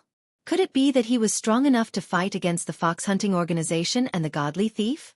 Xueqi is right. You may be the hand of death, but you don't have the ability to fight against a Level 1 godly thief from the fox hunting organization. If we can't get one of the top 10 international assassins to help us, we can forget about getting this sky blue necklace. If we robbed the sky blue necklace from the Paris Museum of Country F by ourselves, we might not even be able to enter the Paris Museum of Country F. That's right, Zhang Lixing said. After hearing Jay's words, Eva also stood up and said something. As they spoke, Eva expressed her disapproval of Yun Jian as well. The old pirate Horace shook his head. He knew that this plan would not work. When Horace was about to persuade Yun Jian to give up on going to Death Island, he suddenly saw Yun Jian lift up the corner of her long shirt. Without even looking, she coldly took out an M1911 pistol from her waist. Her other hand took out a few bullets and skillfully loaded them in front of everyone. In just 3 seconds, Yun Jian had completed the series of actions with ease before she pointed the gun at Xueqi. As everyone looked at her in shock, she spoke with a smirk, "You're right, Xueqi. A doctor can also kill. Since I have my eyes on this necklace, no one in this world can get it before me, unless that person is a dead person." Translator. Henyi Translations Editor. Henyi Translations. Chapter 2261. Lin Wei had wanted to give Yi Ling more time to accept everything, but it seemed like there was no need for that now. It was late at night. Yi Ling's moans only stopped when dawn came. This was a world that only belonged to the two of them. With you and me, there was no room for a third person. Near the temple fair, Yun Jian brought Xiao Yunju, Duan Yi, and Duan Yi to buy a lot of their favorite snacks, much to the delight of Xiao Yunju and his friends. "Jie is the best," Xiao Yunju exclaimed as he munched on a sugar-coated hawthorn.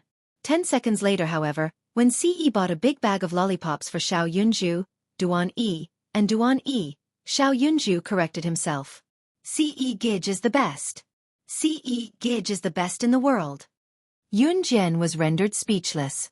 Suddenly, Duanli pointed at a group of children who were about the same age as Xiao Yunju and Duanli and told Xiao Yunju, "Xiaozhu, look, those are our classmates." "It's them." Xiao Yunju's eyes lit up at Duanli's words. In the next second, he went to Yun Jian with a bag of lollipops and pushed Yun Jian gently into Siyi's arms. "Siyi Gij. We're taking the lollipops. We're going to play with our classmates. Jejia will give them to you." As he spoke, Yun Zhu dragged Duanli and Duanya away. Yun Jian, on the other hand, blushed when Xiao Yunju pulled her into Siyi's arms. Siyi's lips curled up at that. He held Yun Jian's hand smoothly and pulled Yun Jian's back against his chest, placing her hand somewhere indescribable.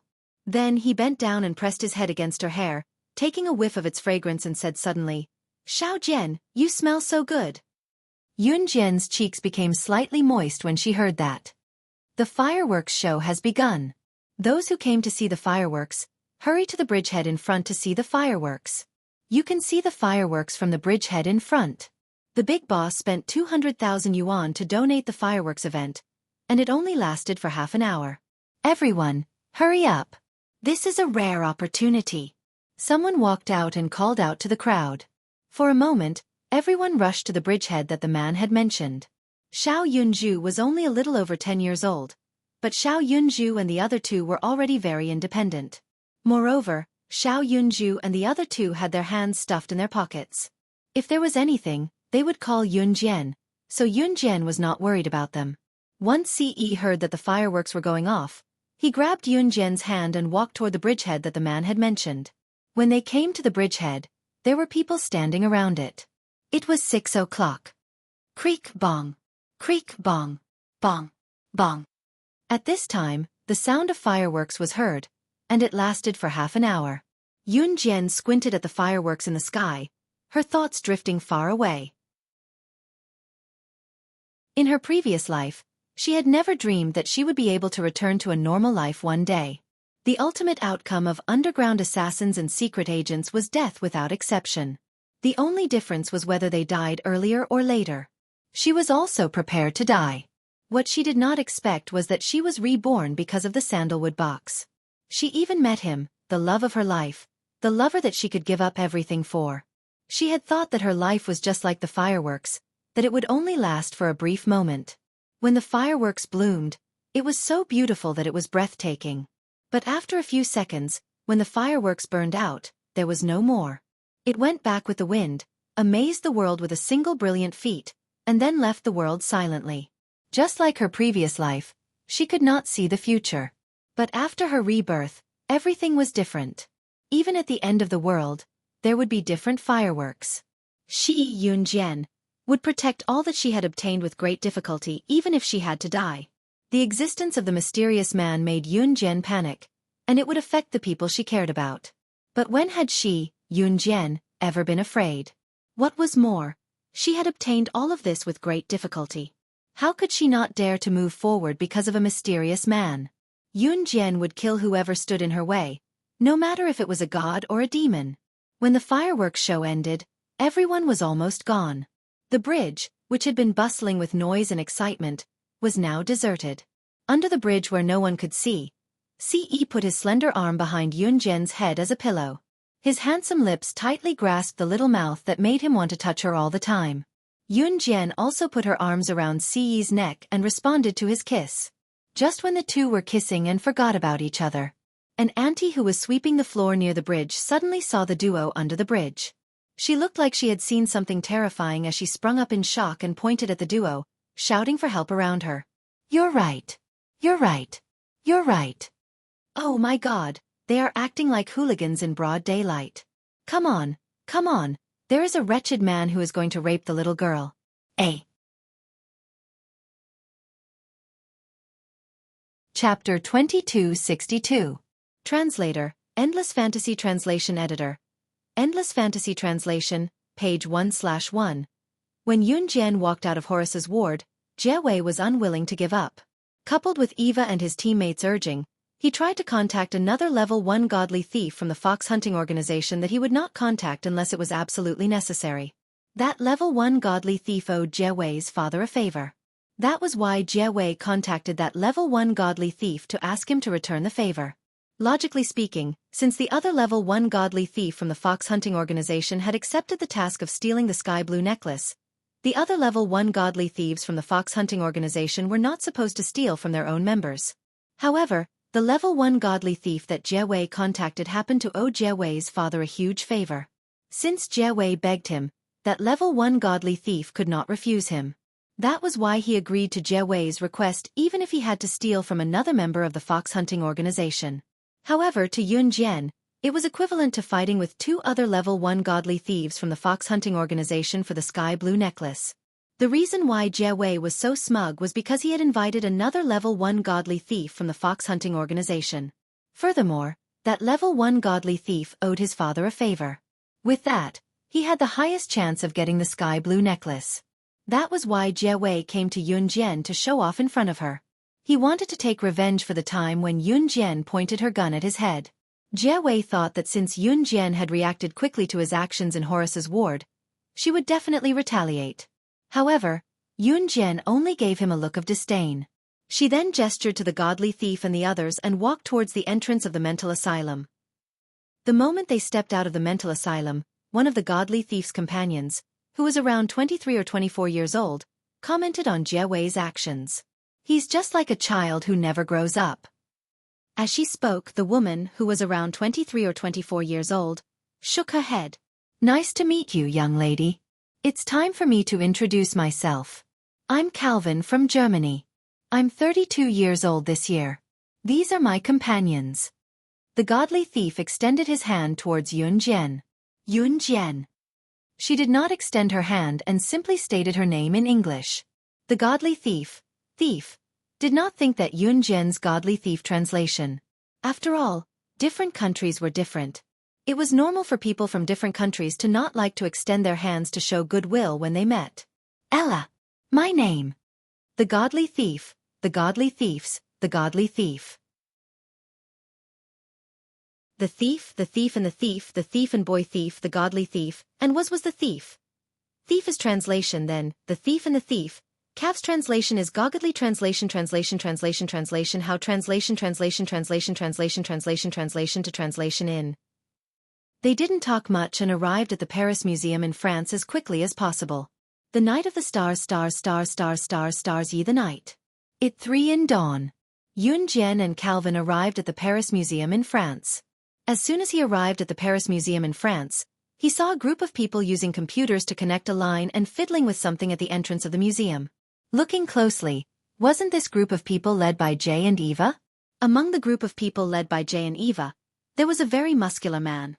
Needless to say, this robust man must be a level 1 godly thief from the fox hunting organization. This group of people was using a computer to connect to the Paris Museum in France. They were using the computer to operate something. Their purpose was obvious. They were trying to cut off all the power gates in the Paris Museum. Top reading website, M.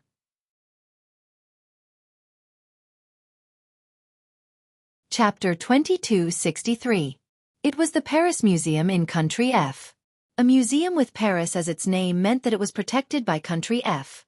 There were a lot of cultural relics in the museum, so there were a lot of tourists and many staff members in the museum during the day. At night, when the staff members were asleep, there would be a lot of people patrolling the museum, but there weren't many of them. That was because there were cameras installed everywhere in the Paris Museum. Not to mention the cultural relics, even the blind spots of the entrance were installed with cameras. Not even a fly was allowed to fly past the surveillance range of the cameras. The cultural relics in the museum were also illuminated by invisible infrared rays. The infrared rays were invisible to the naked eye, but once someone passed through and was illuminated by the infrared rays would send out a loud alarm. With that, everyone woke up. The Paris Museum was a very dangerous place. The most important thing to do in order to sneak in was to cut off the power switch and cause a blackout in the Paris Museum. However, they couldn't enter the power control room in the Paris Museum, so they could only connect to the power switch from the outside and use their hacking skills to hack the power switch in the Paris Museum. Mr. Ling Feng, are you done here? Xueqi was so anxious that he was sweating. Ling Feng was a level 1 godly thief in the fox hunting organization. At the same time, he owed Xueqi's father a favor, so he was here to repay the favor by helping Xueqi steal the necklace. At that time, Ling Feng had hacked the power switch in the museum with his computer for a long time, but it still didn't work. Beginners could use their hacking skills to control computers and hack into large companies to steal money. However, people with strong hacking skills could even use it to hack the power supply of a large place or all the power supply of a large place. Those who were good could even use their hacking skills to make a large venue explode at any time. Of course, the latter could only be done by someone who had reached the pinnacle of hacker skills, such as hacking the power supply of a large venue and using hacker skills to cause an explosion in a well-arranged venue. In the words of the underworld, these were things that only the big shots at the top of the world could afford to play with. I still need an hour. The power and control room in the Paris Museum in Country F are too complicated. Don't rush. After Ling Feng heard Jie Wei's urging, he calmly moved the computer in his hand and continued to attack the Paris Museum's defense system with his not-so-skilled hacking skills. After Jie Wei heard this, he didn't dare to rush him. At that time, Jie Wei saw Yun Jian's group.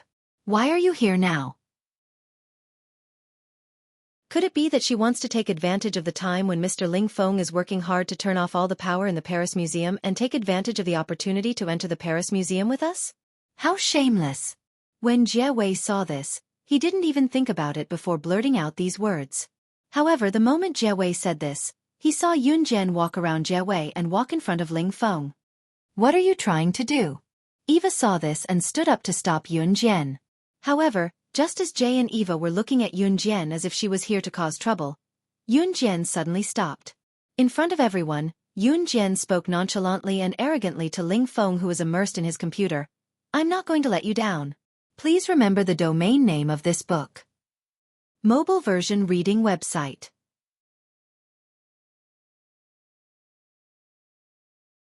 Chapter 2264. Translator, Endless Fantasy Translation Editor. Endless Fantasy Translation, page 1/1. Yun Jian's words were straightforward, and Yun Jian was standing in front of the godly thief Ling Feng. When Yun Jian's words rang out, everyone, including Eva, Jie Wei, Calvin, Ella, and Ling Feng were stunned. Yun Jian actually said that the godly thief Ling Feng from the fox hunting organization was so bad that it was suffocating. Ling Feng, who was called useless by Yun Jian in public, stopped what he was doing and turned to glare at Yun Jian when he heard what she said. Ling Feng did not stop what he was doing, nor did he retort with harsh words. It was as if he wanted to prove himself as he worked harder on the computer that was connected to the Paris Museum circuit. Mr. Ling Feng, you can do it. Seeing Ling Feng continue to work hard on the computer, Jie Wei was delighted. He felt that Ling Feng would be able to break through the Paris Museum circuit and achieve his goal. Yeah, Mr. Ling Feng, you can do it. After Eva heard Jie Wei's words, she raised her hands and stood behind Ling Feng, cheering him on. At that moment, Jie Wei, Eva, and the others had placed all their hopes on Ling Feng. Yun Jian also stood behind Ling Feng with her arms crossed.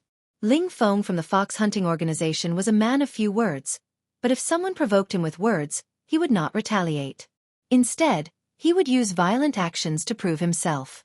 This was the personality trait of the fox hunting organization's godly thief Ling Feng. In the underworld, anyone who had the slightest connection with Yun Jian's identity as a special agent, Yun Jian knew the person's identity like the back of her hand. Identity, gender, personality, weapon, and so on. Yun Jian had purposely provoked Ling Feng with her words. As expected, Yun Jian's words had provoked Ling Feng to work even faster on the computer. No, I still need at least 45 minutes to cut off all the circuit gates in the museum. By the time I cut off all the circuit gates, Gue Ling would have already snuck into the museum and stolen the necklace. Ling Feng said as he continued to fiddle with the computer. If one took a closer look, they would be able to see that when Ling Feng said this, there was a thin layer of sweat on his forehead. Gue Ling must be the other godly thief from the fox hunting organization. At the same time, he must be the fox hunting organization's job and the godly thief who wanted to infiltrate the Paris Museum to steal the necklace. The power in the museum's art translation, Mr. Ling Feng. How is the other godly thief from the fox hunting organization going to enter the museum and steal the necklace before us? Mr. Ling Feng? Jie Wei heard Ling when he heard Ling's words, Ling Feng's words. Not everyone like you guys. Translation, not everyone is the fox hunting organization, not to translation. Yun Jian translation. Just, is Ling. Translation. Ling Feng translation. Of Jie Wei and the others were stunned when they heard Yun Jian's words. At the same time, Yun Jian was already standing beside Ling Feng. She looked at Ling Feng's computer skills and didn't stop him. Instead, she pursed her red lips and spoke. The words that came out of her mouth caused Ling Feng's pupils to shrink. Jie Wei, Eva, Calvin, Ella, and the others' eyes darkened. They were shocked that she had such a thorough understanding of the personalities and strengths of the fox hunting organization's Level 1 godly thieves. The fox hunting organization's Level 1 godly thief, Gui Ling, is good at hiding and moving like a ghost. His only flaw is that he is not strong enough to fight a strong opponent head-on. So no matter how many cameras are installed inside and outside the museum, he can easily avoid them. The fox hunting organization's Level 1 godly thief, Ling Feng, is good at fighting head-on. He is strong and knows a little about hacking, but his biggest weakness is that he can't hide under all the surveillance cameras. He is only suitable for head-on battles. So, we must cut off the power in the museum and cut off all the surveillance cameras in order to successfully sneak into the museum. Ling Feng is what I said. Correct? Translator, Tim. Editor, Tim. Chapter 2265. Yun Jian's words were not a question to Ling Feng, but an affirmation. After she said that, Ling Feng, who had been using the computer to try and cut off all the power in the museum, suddenly stopped when he heard Yun Jian's words. You. How did you know?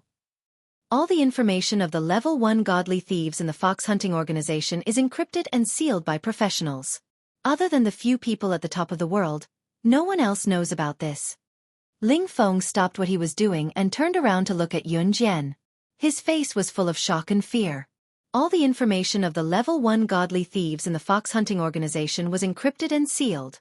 Normal people would not be able to find out what the Level 1 godly thieves in the fox hunting organization were good at and what their weaknesses were.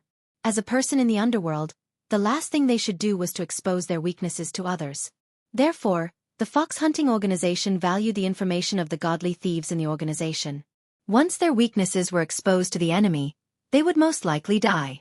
Therefore, Ling Feng had just buried his head in the computer and did not mention why the Level 1 godly thief in the same organization, Gui Ling, was able to sneak into the Paris Museum.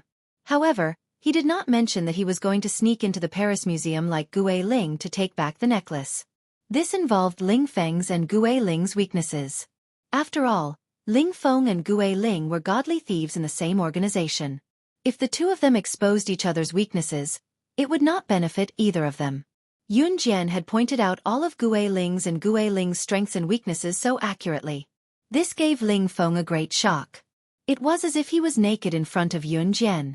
This feeling made Ling Feng terrified. Mr. Ling Feng, I think she's purposely messing with your thoughts. Just ignore her. She wants to use your hands to reap the benefits. You can't let her have her way. Seeing that Ling Feng was shocked by Yun Jian's words, Jie Wei, Eva, and the others were also shocked. However, after regaining his senses, Jie Wei thought about it again. Just a moment ago, Yun Jian was acting so powerful and even said things like asking the useless Ling Feng to move aside. In the end, she didn't have any ability at all. She was deliberately pretending to know when she didn't know so that Ling Feng would think that she really knew. After Ling Feng successfully turned off all the electricity in the museum, he brought them into the museum. Then, while Ling Feng was fighting with Gui Ling, he snatched the sky blue necklace before Ling Feng could. After saying that to Ling Feng, Jie Wei turned to Yun Jian and bared his teeth at Yun Jian. I'm telling you, I'm the one who invited Mr. Ling Feng here. When Mr. Ling Feng cuts off all the electricity in the museum, don't even think about going in with us. When Jie Wei said this to Yun Jian, he said it in a fierce tone. When Yun Jian heard Jie Wei's words, she sneered. It's time. Just as Jie Wei was waiting to see what Yun Jian would say to refute him, Yun Jian suddenly spoke up. What? What do you mean by that? Jie Wei was dumbfounded when he heard that. In the next second, Yun Jian took off her thick down jacket in front of everyone and handed it over to AI Law. After taking off the thick down jacket, everyone saw that Yun Jian was only wearing a black tights and a pair of black leather pants. The black leather pants had 2 butterfly knives strapped to her thighs. 2 silver pistols were strapped to her waist and an eagle claw was strapped to her back. In an instant, she changed from a teenage girl to a secret agent assassin. Jay, Eva, Calvin, and the others couldn't help but be stunned when they saw this scene. Before anyone could react, Yun Jian leaped to the thick and tall wall almost within a second, barely avoiding the danger line. Before she left Jie Wei and the others with a soundless message that made Jie Wei puke blood in exasperation. "Oh right, I forgot to mention that I'm best at concealment. Surveillance cameras have no effect on me, so I'll be leaving first. Please remember the domain name of this book." Mobile reading website.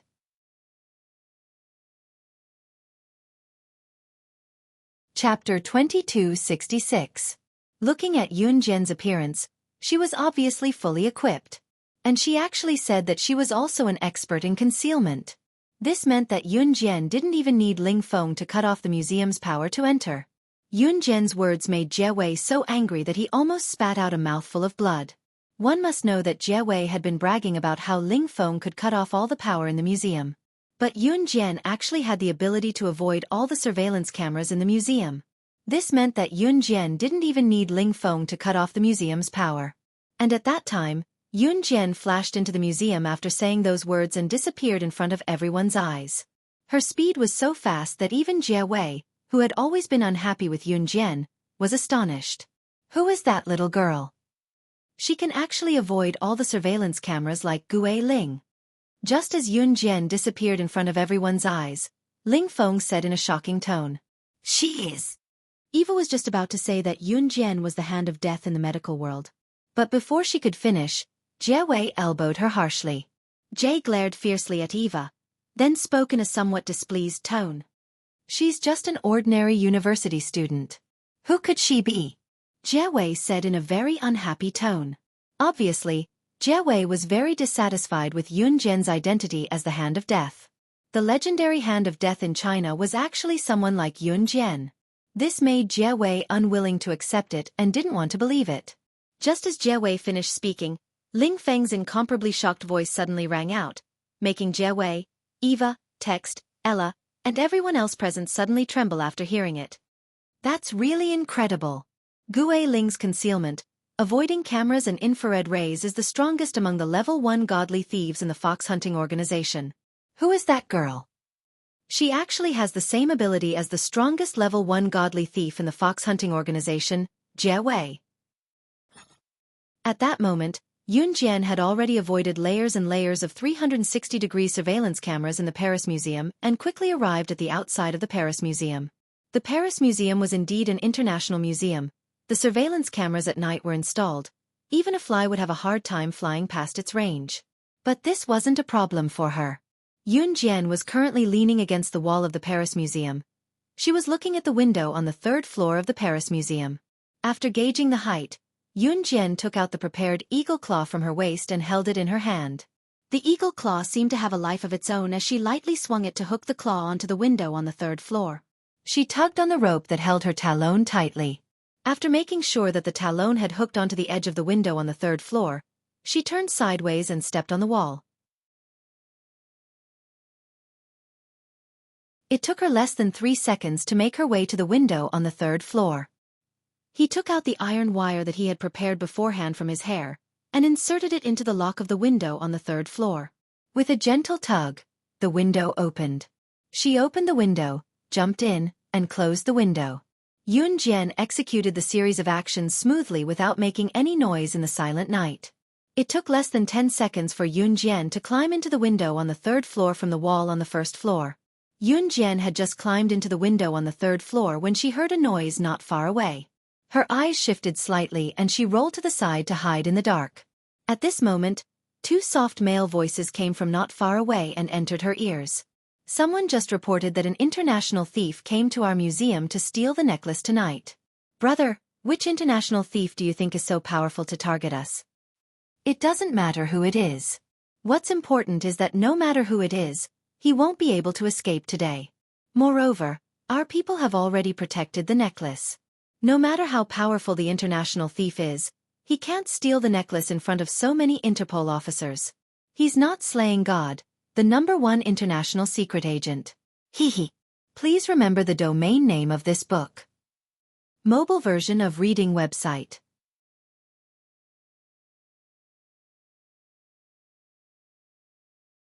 Chapter 2267. The two men's voices sounded, and there was a hint of teasing in their conversation. Yun Jian narrowed her eyes. Someone reported that an international thief had come to the museum tonight to steal the necklace? In other words, the necklace has been completely guarded by the Interpol? This would be a fatal blow to any international thief. However, after Yun Jian heard this, her eyes narrowed even more. At this moment, in the museum hall, in a transparent glass safe, a string of sky blue necklaces was stored. The sky blue necklace did not look like jade. Just by looking at it with the naked eye, one could not tell what material this sky blue necklace was made of. However, the necklace emitted a pale blue light under the dim yellow light in the museum hall. The pale blue light seemed to have an innate magic that made people want to approach it unconsciously. The necklace was so beautiful that it made people forget to breathe. Officer Xing, can that thief really steal the necklace? At this moment, in front of the blue necklace in the center of the hall, a criminal police officer asked another criminal police officer who was obviously in a higher position than him. After hearing this person's question, the somewhat handsome criminal police officer, who was called Officer Xing, frowned tightly and immediately responded, "Yes, Officer Xing. As long as I'm here, no international thief can steal anything from me." Officer Xing said solemnly. Of course, unless they met that woman. However, 10 minutes after Officer Xing finished speaking, the power and lights in the hall were suddenly cut off. Seeing this, Officer Xing's pupils shrank, but he quickly reacted and turned around to rush to the location of the sky blue necklace. Protect the necklace. Immediately contact the relevant personnel to open the power gate. Officer Xing yelled at his subordinates as he rushed. However, just as he said this, Officer Xing suddenly noticed a figure flash behind the transparent glass safe where the necklace was locked. Stop! Officer Xing rushed forward, trying to stop the other party. But before he could catch up, the figure that suddenly flashed by had already disappeared in front of everyone. Damn it! He got away! Officer Xing saw this and did not chase after him. Fortunately, the necklace was not stolen. Officer Xing heaved a sigh of relief. He thought that the thief could not steal the necklace, so he gave up on it and left. After all, to steal the necklace under everyone's nose, it only took 3 seconds. In this world, no one could do this. And he knew a person who could do this. However, that person, that woman, should not be here to steal the necklace tonight. Just as Officer Xing was thinking this, he suddenly heard his subordinates behind him shout in a terrified voice. Xing, Officer Xing! That necklace has been stolen. Yun Jian left the Paris Museum with light steps. Unlike when she came, she was now holding a sky blue necklace. The necklace's light blue glow in her hand. Not long after she exited the museum, she ran into Jie Wei, Ling Feng, Calvin, and others who had successfully made their way in. That necklace! It's mine! Give me the necklace! Seeing the necklace in Yun Jian's hand, Jie Wei's expression changed. He wanted to rush over and snatch it. However, before Jie Wei could rush over, Ling Feng's expression changed. He stopped Jie Wei and seemed to have realized something was wrong. At the same time, Yun Jian lifted the necklace and waved it in front of Jie Wei. Even if I give you the necklace, you won't be able to take it out of the Paris Museum. Yun Jian's words were ambiguous. Hearing this, Jie Wei's expression changed. What do you mean? However, just as Jie Wei finished speaking, a large group of Interpol walked over and surrounded Yun Jian, Ling Feng, and the others. Officer Xing, who was guarding the necklace in the museum's lobby, led a group of subordinates and calmly walked over to them. At the same time, beside Officer Xing was a young man in his late 20s. The young man wore a mask and was tall and thin. When Officer Xing and the young man arrived, Ling Feng's expression changed drastically. Gui Ling you.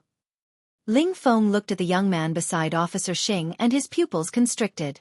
Please remember the domain name of this book. Mobile reading website.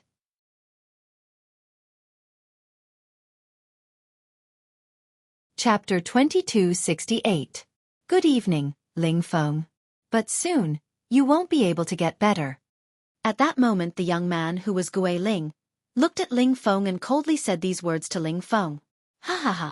Gui Ling, thanks to you, I was able to catch this group of thieves. Oh right, there's also a level 1 godly thief from the fox hunting organization, Ling Feng. The harvest this time is really not bad. Officer Xing chuckled. It turned out that it was Gue Ling who reported that an international godly thief had snuck into the Paris Museum. Gue Ling had contacted Officer Xing long ago. In order to cooperate, Officer Xing would lend the sky blue necklace to Gue Ling and Gue Ling would help Officer Xing catch the international godly thief, Ling Feng. Gue Ling's employer only needed to borrow the necklace and return it after achieving his goal. Gue Ling saw Ling Feng, who was from the same organization as him, as a thorn in his side. He couldn't wait to tear Ling Feng into pieces. So this time, he borrowed Officer Xing's hand and planned to catch Ling Feng in one fell swoop. While he was at it, he would also arrest the thieves who came with Ling Feng. Okay, the game is over. Who has the necklace? Hand over the necklace obediently. It's time to end this boring game. When Officer Xing saw the sudden change in the expressions of the people around him, he looked around with satisfaction and then spoke. Jie Wei, Eva, and the others who knew they had fallen into a trap were scared to death. What? What's going on? Jie Wei's face suddenly became extremely pale. He was so scared that his face turned green. Just as he started to tremble, Jie Wei suddenly pointed at Yun Jian and said loudly to Officer Xing, "She stole that necklace. It has nothing to do with us. We didn't even do anything. If you want to catch someone, catch her." Being caught by Interpol was no joke. Especially with a thief like Ling Feng, it was something that could cost them their lives. Officer Xing glanced at Yun Jian and said rudely to Jie Wei, "Of course I'll catch her, but you guys. Are you sure you dare to catch me?" Just as Officer Xing finished speaking, a melodious female voice sounded in front of everyone. Interrupting Officer Xing hearing this familiar voice, Officer Xing suddenly froze. When the surrounding people heard this, their hearts skipped a beat and they turned their heads sideways. Yun Jian, who hadn't said a word since the beginning, said coldly. Yun Jian's words attracted everyone's attention. Officer Xing glanced at Yun Jian. Although he felt that Yun Jian's words sounded a little familiar, he didn't think too much about it. With Gue Ling as his backer and the strength of his subordinates, Officer Xing spoke boldly. "Who are you? Why wouldn't I dare to capture you?" Sir, this woman likes to bluff the most. She clearly doesn't know anything, but she wants people to think that she knows everything. Go ahead and arrest her." Arrest her. Seeing this, Jie Wei rolled his eyes again and pointed at Yun Jian as he spoke to Officer Xing. However, just as Jie Wei spoke, Yun Jian turned sideways and faced Officer Xing with her delicate face. Her red lips curved slightly and then she said something that shocked everyone present. So after not seeing each other for a few years, Officer Xing forgot the lesson from back then, forgot how your 156 elites died tragically, and forgot that you personally kneeled and handed the sandalwood box to me. Are you planning to go against me again? Please remember the domain name of this book. Mobile reading website.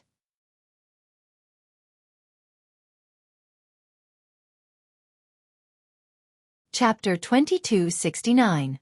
In her previous life, when her younger brother was kidnapped, Langsha wanted Yun Jian to bring the sandalwood box to exchange hostages with him.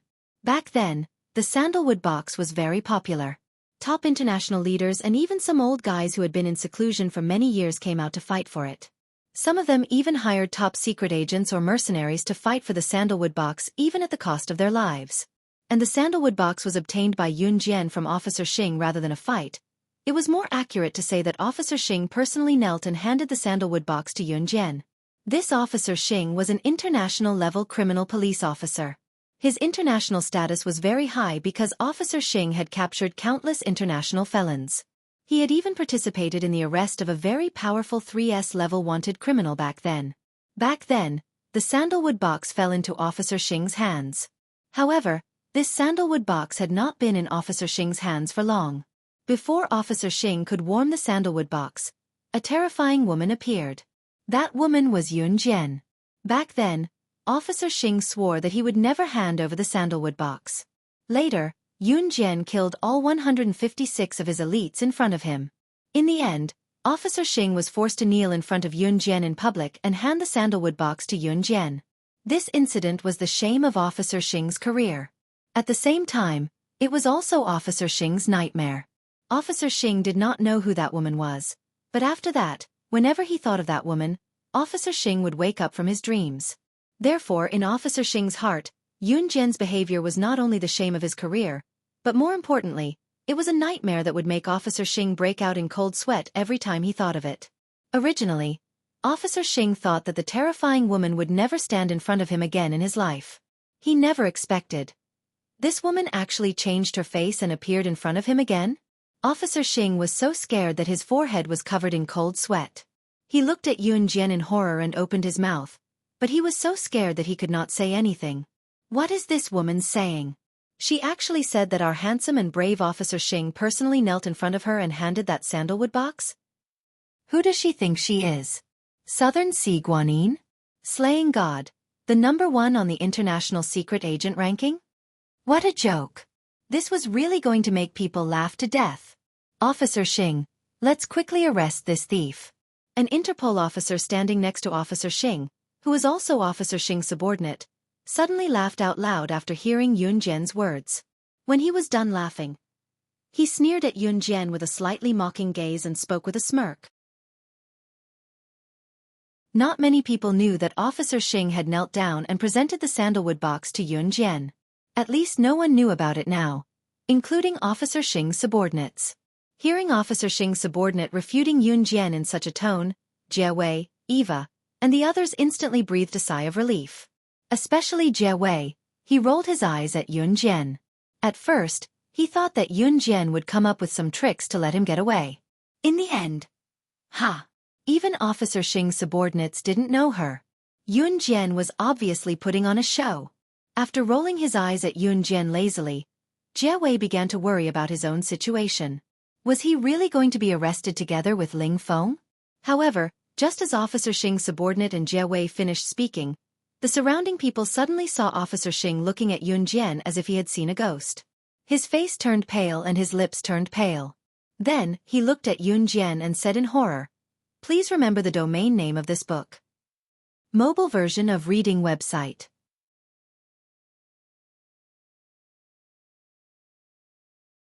Chapter 2270. Officer Xing's lips trembled, and his rosy cheeks turned pale and weak. He looked as if he had seen a ghost. Officer Xing was a very calm and collected Interpol officer. For him to be able to sit in his position today, his strength and ability must be indispensable. And it was such an international police officer that after seeing Yun Jian, Officer Xing's expression changed abruptly. His lips and teeth trembled as if he had seen something extremely terrifying. "Chief Xing, you're..."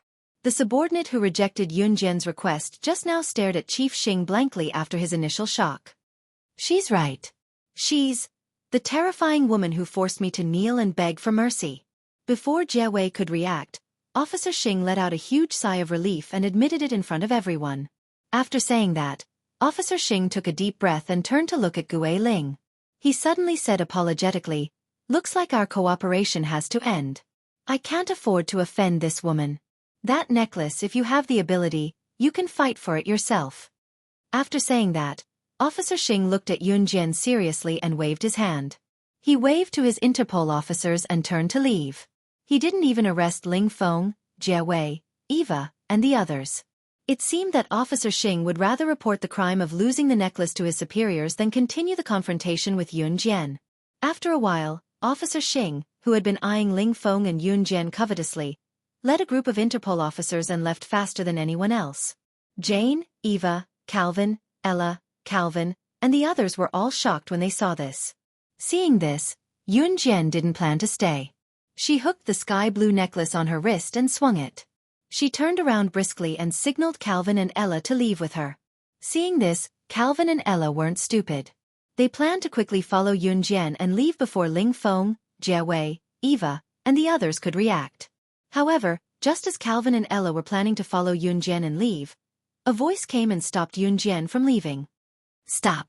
Under everyone's gaze, Gui Ling, who didn't have the help of Officer Xing and the others, narrowed his eyes. He reached out a bony hand and smoothed the mask on his face. He then called out to Yun Jian in a strange voice. Hearing Gui Ling's words, even Calvin and Ella's heart trembled violently. Not to mention Jie Wei, Eva, and the others. Their faces changed as if they had seen something horrifying.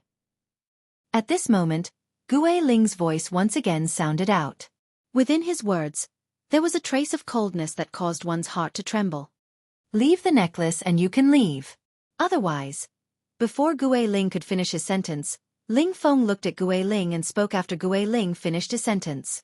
Gue Ling, how dare you trick me?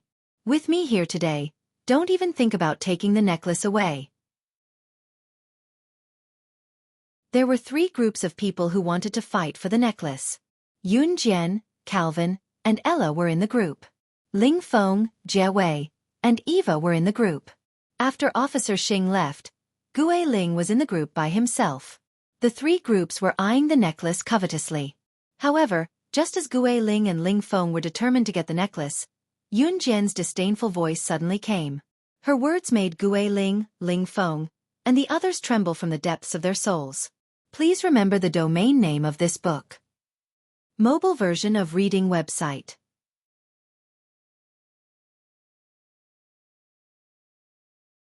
Chapter 2271. Page 1/1. Yun Jian said as she lightly swung the sky blue necklace on her hand. The necklace hung on Yun Jian's index finger as if it would fly out of Yun Jian's hand if she wasn't careful. However, she maintained a leisurely and complacent expression from beginning to end.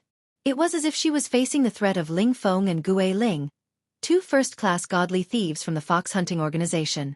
She did not feel the slightest bit of panic or fear.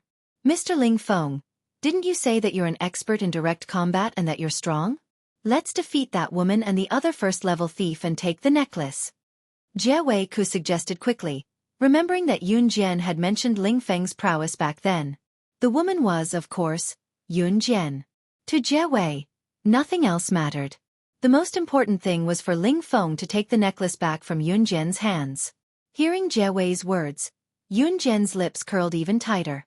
She lightly pursed her lips and sneered. The fox hunting organization's #1 thief, Ling Feng, is indeed an expert in direct combat. However, have you forgotten that there is always someone stronger? Just because Ling Feng is an expert doesn't mean that he's the strongest. Yun Jian smirked coldly, her nonchalant expression making everyone's heart race. At that moment, Jie Wei, Eva, Calvin and everyone else were trying to figure out the meaning of Yun Jian's words. Yun Jian stretched out her hands and took out a pair of transparent leather gloves in front of everyone. Then, in front of everyone present, she put the pair of transparent leather gloves on her fair and slender hands. Her movements were slow and leisurely, but there was an indescribable sense of beauty. It was as if Yun Jian, who was slowly fiddling with the gloves, was just a harmless 18-year-old girl. While everyone was captivated by Yun Jian's action of slowly slipping the glove on her fair and slender hand, Yun Jian stared at her slender hand and curled her lips to provoke Ling Feng and Gue Ling in front of everyone. I don't have time to interfere with your grudges. The necklace is in my hands now. You want it? Then let's fight for it. I don't have time to play around with you. If you want the necklace, come at me together. Yun Jian's words, coming from an 18-year-old girl, had an indescribable sense of arrogance. Hearing this, everyone present was stunned. Especially Gue Ling and Ling Feng. When Gue Ling heard Yun Jian's words, because he was wearing a mask, no one could see his expression. At that moment, everyone could tell from Gue Ling's body trembling after hearing Yun Jian's words that Gue Ling was stunned. Stunned for a moment, Gue Ling suddenly chuckled and spoke up after Yun Jian was done. You're right. Since I've decided to get rid of Ling Feng today, do you think I came here alone? After saying this, Gue Ling suddenly clapped his hands. At that moment, 7 figures suddenly flashed in the dark. In the blink of an eye, these 7 figures appeared in front of everyone. At that moment, there were both men and women among the 7 figures. Most of them were wearing masks and looked exactly like Gue Ling. Seeing the 7 people, Ling Feng was stunned. You guys! Don't tell me! After the 7 people appeared, one of the more muscular men laughed coldly at Ling Feng. Huh! Ling Feng, you didn't expect this, did you? It's not just Gue Ling. There are 9 level 1 godly thieves in the fox hunting organization. Other than you, the other 8 level 1 godly thieves in the fox hunting organization all want you dead. That's right, the 7 people who appeared were the 9 level 1 godly thieves in the hunting fox organization, other than Gue Ling and Ling Feng. The 7 of them, including Gue Ling, all wanted Ling Feng dead. After the man who saw the situation spoke, he glanced at Yun Jian from the corner of his eyes and said, at the same time, I'll take care of you, little troublemaker. Ha! How dare you be so arrogant in front of us? Don't you want to live in this world? Translator. Atlas Studios Editor. Atlas Studios.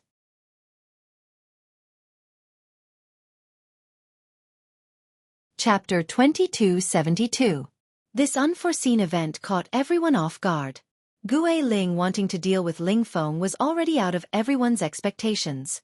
Now, it had become the case that the other 8 level 1 godly thieves from the Hunting Fox organization wanted to kill Ling Feng. In other words, the 7 level 1 godly thieves from the Hunting Fox organization who suddenly appeared had the same idea of killing Ling Feng. Since they all had the same idea, then no matter how powerful Yun Jian was, it would be good if she could match up to Gue Ling. Now, Gue Ling had helpers. Gue Ling's helpers weren't ordinary people. They were the famous level 1 godly thieves from the Hunting Fox organization. There were 7 of them in total. Usually, the appearance of a level 1 godly thief from the Hunting Fox organization was enough to cause a commotion. But now, the only 9 level 1 godly thieves from the Hunting Fox organization were all present. And the 8 level 1 godly thieves wanted to kill one of them. Yun Jian actually dared to speak to Gue Ling in such a tone. Even if she didn't die, she would die from her own stupidity. Seeing this, Jay, Eva, Calvin, Ella, and the others all sucked in a deep breath and were stunned for a moment. This time, Yun Jian was really done for. Gue Ling wasn't alone. With the arrival of his 7 helpers and Yun Jian saying such outrageous words, she had completely sent herself to a dead end. Hearing the words of the more muscular level 1 godly thief, Ling Feng suddenly shook his head and laughed.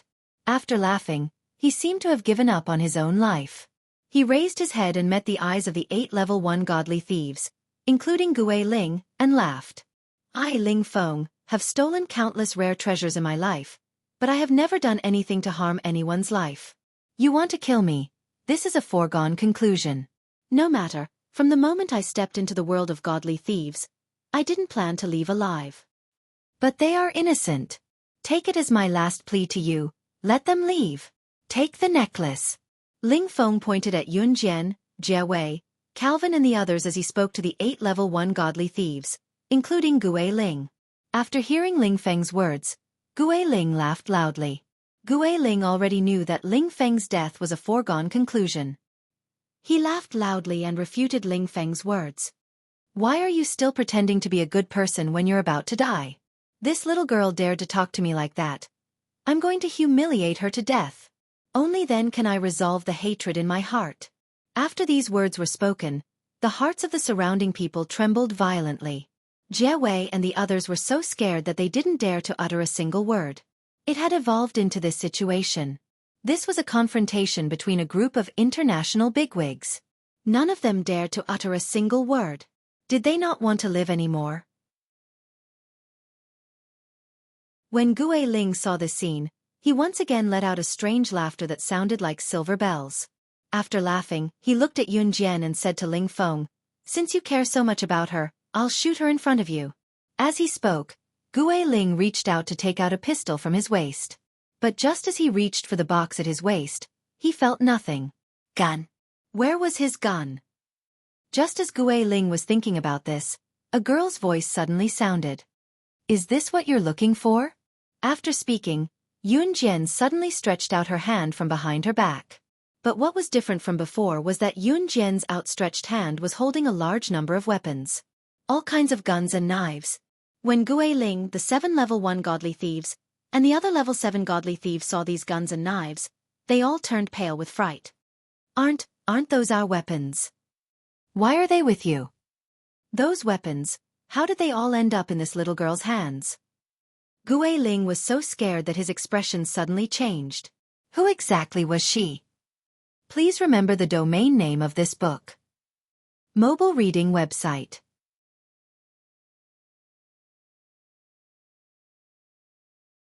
Chapter 2273. The Fox Hunting Organization was founded not too long ago. When the Fox Hunting Organization was founded as a thieving organization, the head of the Fox Hunting Organization had invited various international bigwigs to a banquet. Yun Jian, also known as Slaying God, was not the top secret agent on the international secret agent chart at that time. The head of the Fox Hunting Organization, Long Shi, had founded a thieving organization because of Yun Jian's reminder. When Slaying God first started her career, she did not accept assassination missions, but various cultural relics instead. When Yun Jian became Slaying God, she did not make a name for herself by going through the usual assassination missions. When she first started her career, she only accepted thieving missions and would occasionally accept assassination missions. Slaying God completed her thieving missions smoothly no matter how many people tried to stop her. She had never failed a thieving mission since she took on thieving missions. Regular thieving masters would more or less make mistakes, but Slaying God, who had just left the Hun organization, not only became the most powerful thief in the history of thieving masters in the shortest amount of time.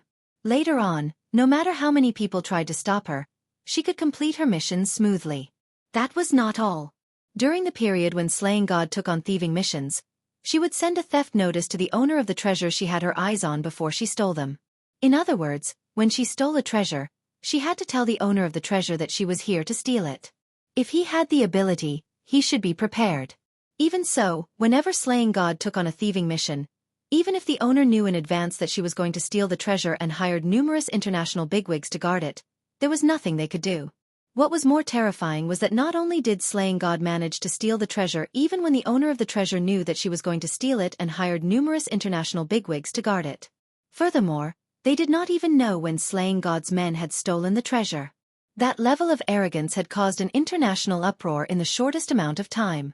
There were even people who said that Slaying God was not human but a ghost.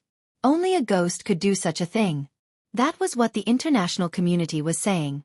Slaying God was known as the Grandmaster of Thieving Masters back then because she was invincible. After that, Slaying God switched to assassination missions. Her influence on the international scene was so great that it led to the Blood Night incident. After the Bloody Night incident, Slaying God shot to fame and became a global sensation.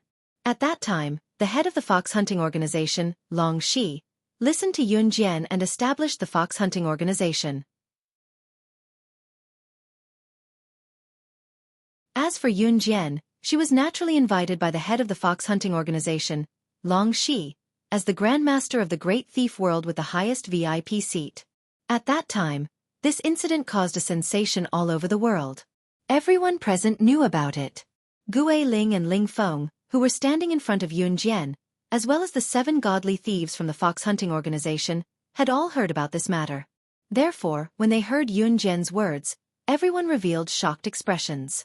The progenitor of the thief god world. You're the progenitor of the thief god world? Isn't the ancestor of the thief god world? When the fox hunting organization was founded, the founder of the master thief world, Long Shi, had been hired as a VIP by the fox hunting organization's boss, was none other than Slaying God, the top secret agent on the international secret agent ranking. Gue Ling stared at Yun Jian with his eyes wide open in fear as he spoke in a daze. The progenitor of the thief god world was none other than Slaying God, the top secret agent on the international secret agent ranking back then. This was something that everyone in the circle was familiar with.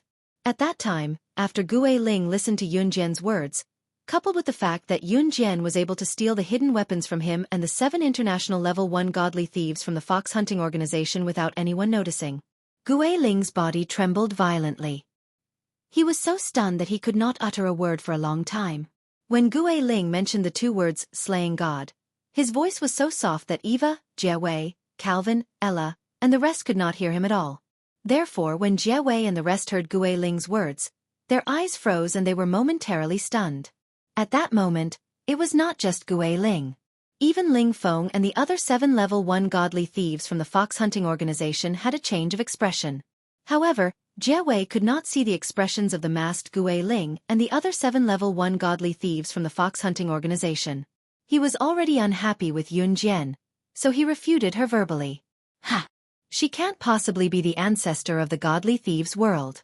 The ancestor of the godly thieves world was someone from so many years ago. How old was she back then? She even claimed to be the ancestor of the godly thieves world. She must be joking. Is she showing off her acting skills now? Jie Wei looked at Yun Jian with contempt and said mercilessly. Just as Jie Wei finished his sentence, he suddenly saw Gue Ling, Ling Feng, and the other 7 level 1 godly thieves looking at a corner.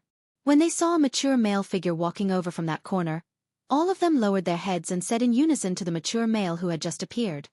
Boss. It was the leader of the fox hunting organization, Long Shi. He had appeared. When Long Shi, the leader of the fox hunting organization, appeared in front of everyone's eyes, he first scanned the surroundings with his majestic aura. When he saw Yun Jian, his pupils trembled violently. Right in front of Jie, Eva and everyone else, Long Shi strode to Yun Jian and spoke to her in an extremely respectful tone. "I'm sorry, but I'm sorry. You're here too. Please remember the domain name of this book." Mobile reading website.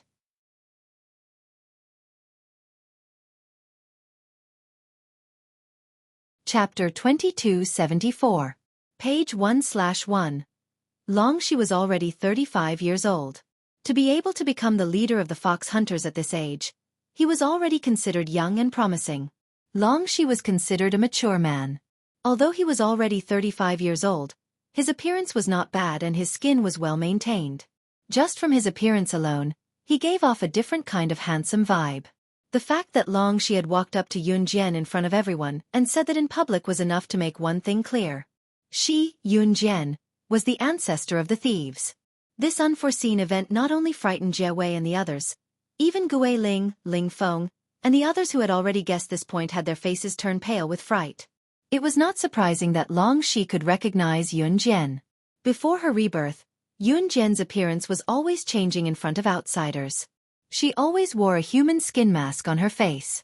Yun Jian's current body was the same as her body when she was slaying God in her previous life. When she was reborn into this body, she was only a little more than 1.6 meters tall. Yun Jian was the same as in her previous life, 1.65 meters tall. Her body was also the same as in her previous life. She was so perfect that no one could find fault with her. Moreover, Long Shi was very familiar with Yun Jian. Just by looking at Yun Jian's intimidating aura, he had already recognized Yun Jian. Seeing this scene, Gui Ling, Ling Feng, and the other 7 level 1 godly thieves of the fox hunting organization suddenly changed their expressions. Jie, who had said that Yun Jian was addicted to showbiz, sucked in a sharp breath from the shock. His rosy cheeks that had just warmed up were now ashen and pale as a sheet. Eva, who was also unhappy with Yun Jian like Jie, also took a deep breath. "Put away your respectful attitude. I haven't seen you for a few years and I didn't expect you to be so good at acting. Where's that cocky attitude you used to have in front of me?" Yun Jian glanced at Long Shi. She crossed her arms in front of her chest, waiting to see how Long Shi was going to act. When everyone heard this, they couldn't help but be slightly shocked. From what Yun Jian said, she seemed to be very close to the boss of the fox hunting organization, Long Shi. "Heh, don't you seem to enjoy the feeling of being respected and worshipped by others?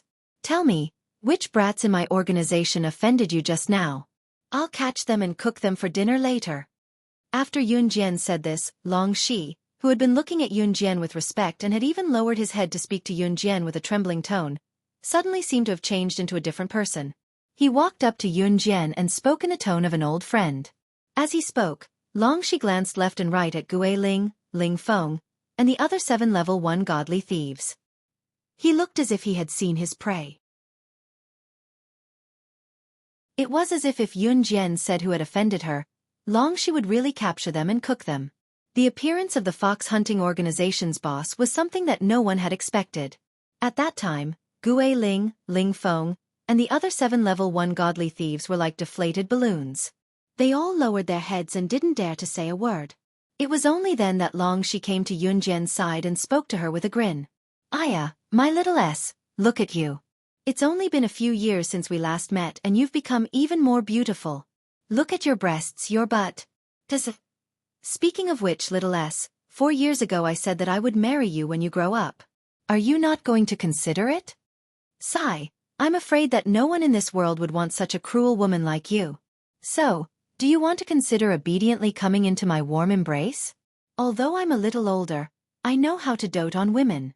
I didn't marry for so many years because I wanted to wait for you to grow up. Come, little S, give me a hug."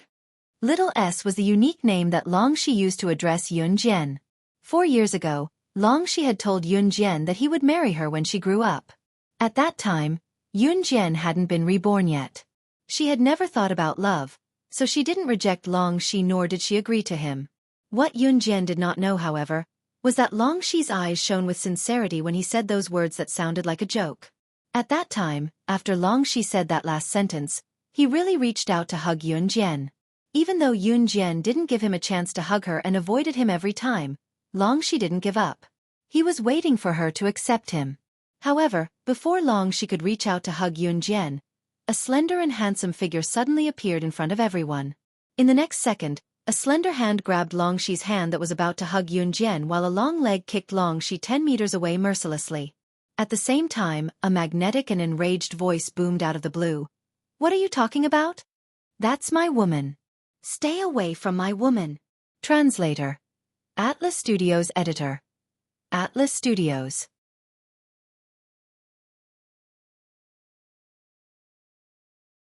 Chapter 2275.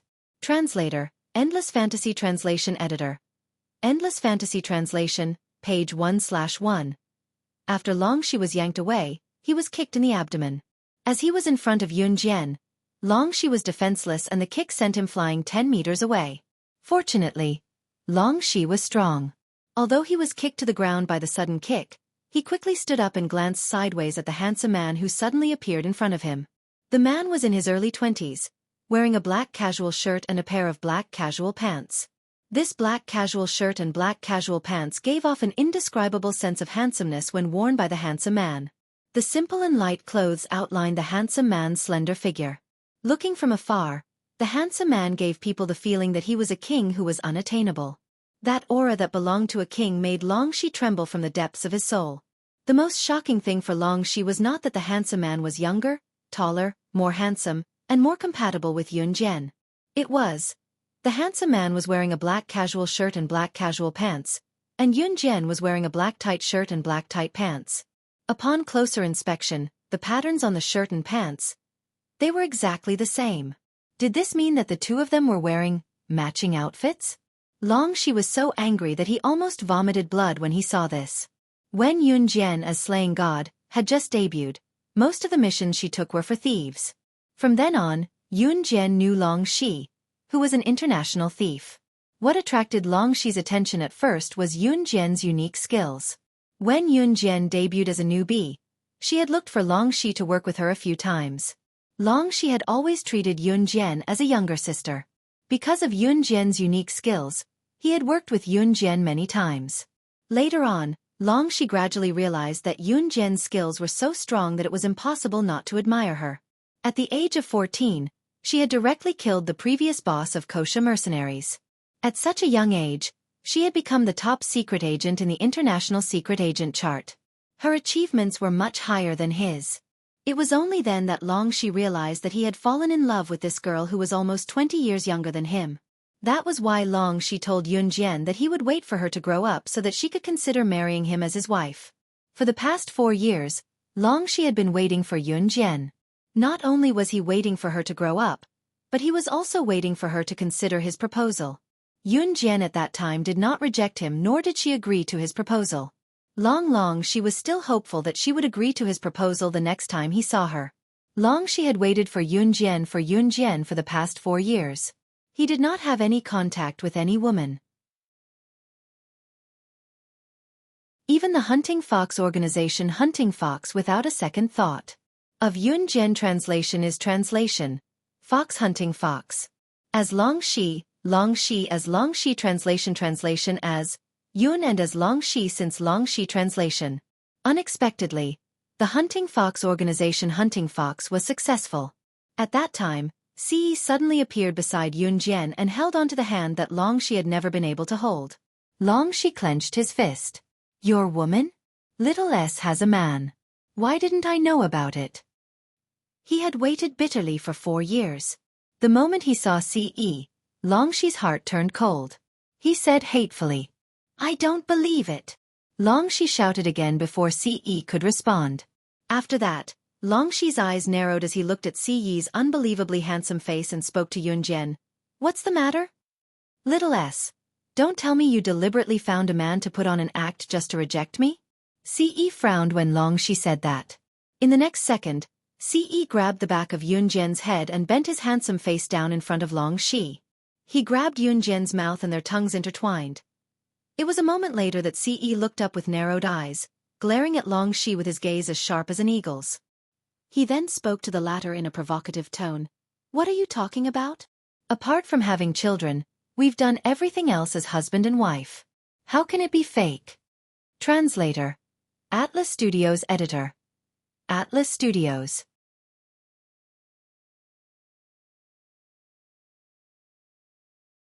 Chapter 2276. Page 1/1. Ce's provocative words made all the cells in Long Shi's body boil. You actually... Long Shi stood up and glared at Ce with widened eyes as he hissed. The 9 Level 1 godly thieves of the fox hunting organization, as well as Jay, Eva, Calvin and Ella, all stared blankly at the scene before them, unable to utter a single word. Just now, when the 9 Level 1 godly thieves of the fox hunting organization were killing each other in front of everyone, no one present could get a word in. Not to mention now. Little S, this is fake, isn't it? Long Shi clutched his heart and looked at Yun Jian in pain. He had waited for her for 4 years. What he got in return was this sentence. However, just as Long Shi finished speaking, before Yun Jian could say anything, Ce once again wrapped his arms around Yun Jian's slender waist. He hugged Yun Jian's slender waist from behind and lowered his head to nibble Yun Jian's earlobe in front of Long Shi. She looked just like how Ce behaved in front of Yun Jian. That wasn't all. Ce bit Yun Jian's earlobe and taunted her again in front of Long Shi. He placed his thin lips next to Yun Jian's ear and his handsome face remained expressionless. The expressionless Ce was undoubtedly angry. He was angry that Yun Jian actually talked to Long Shi just now. When we go home this time, we'll have a baby. The boy will look like me and the girl will look like Xiao Jian. Ce's rich voice echoed in the hall.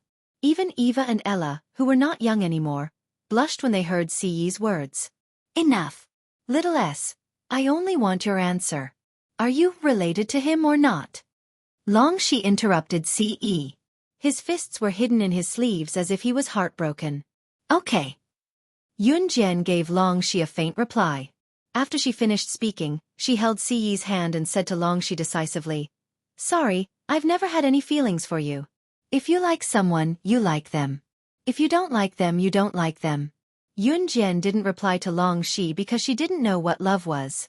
At that time, Yun Jian was only a little over 10 years old.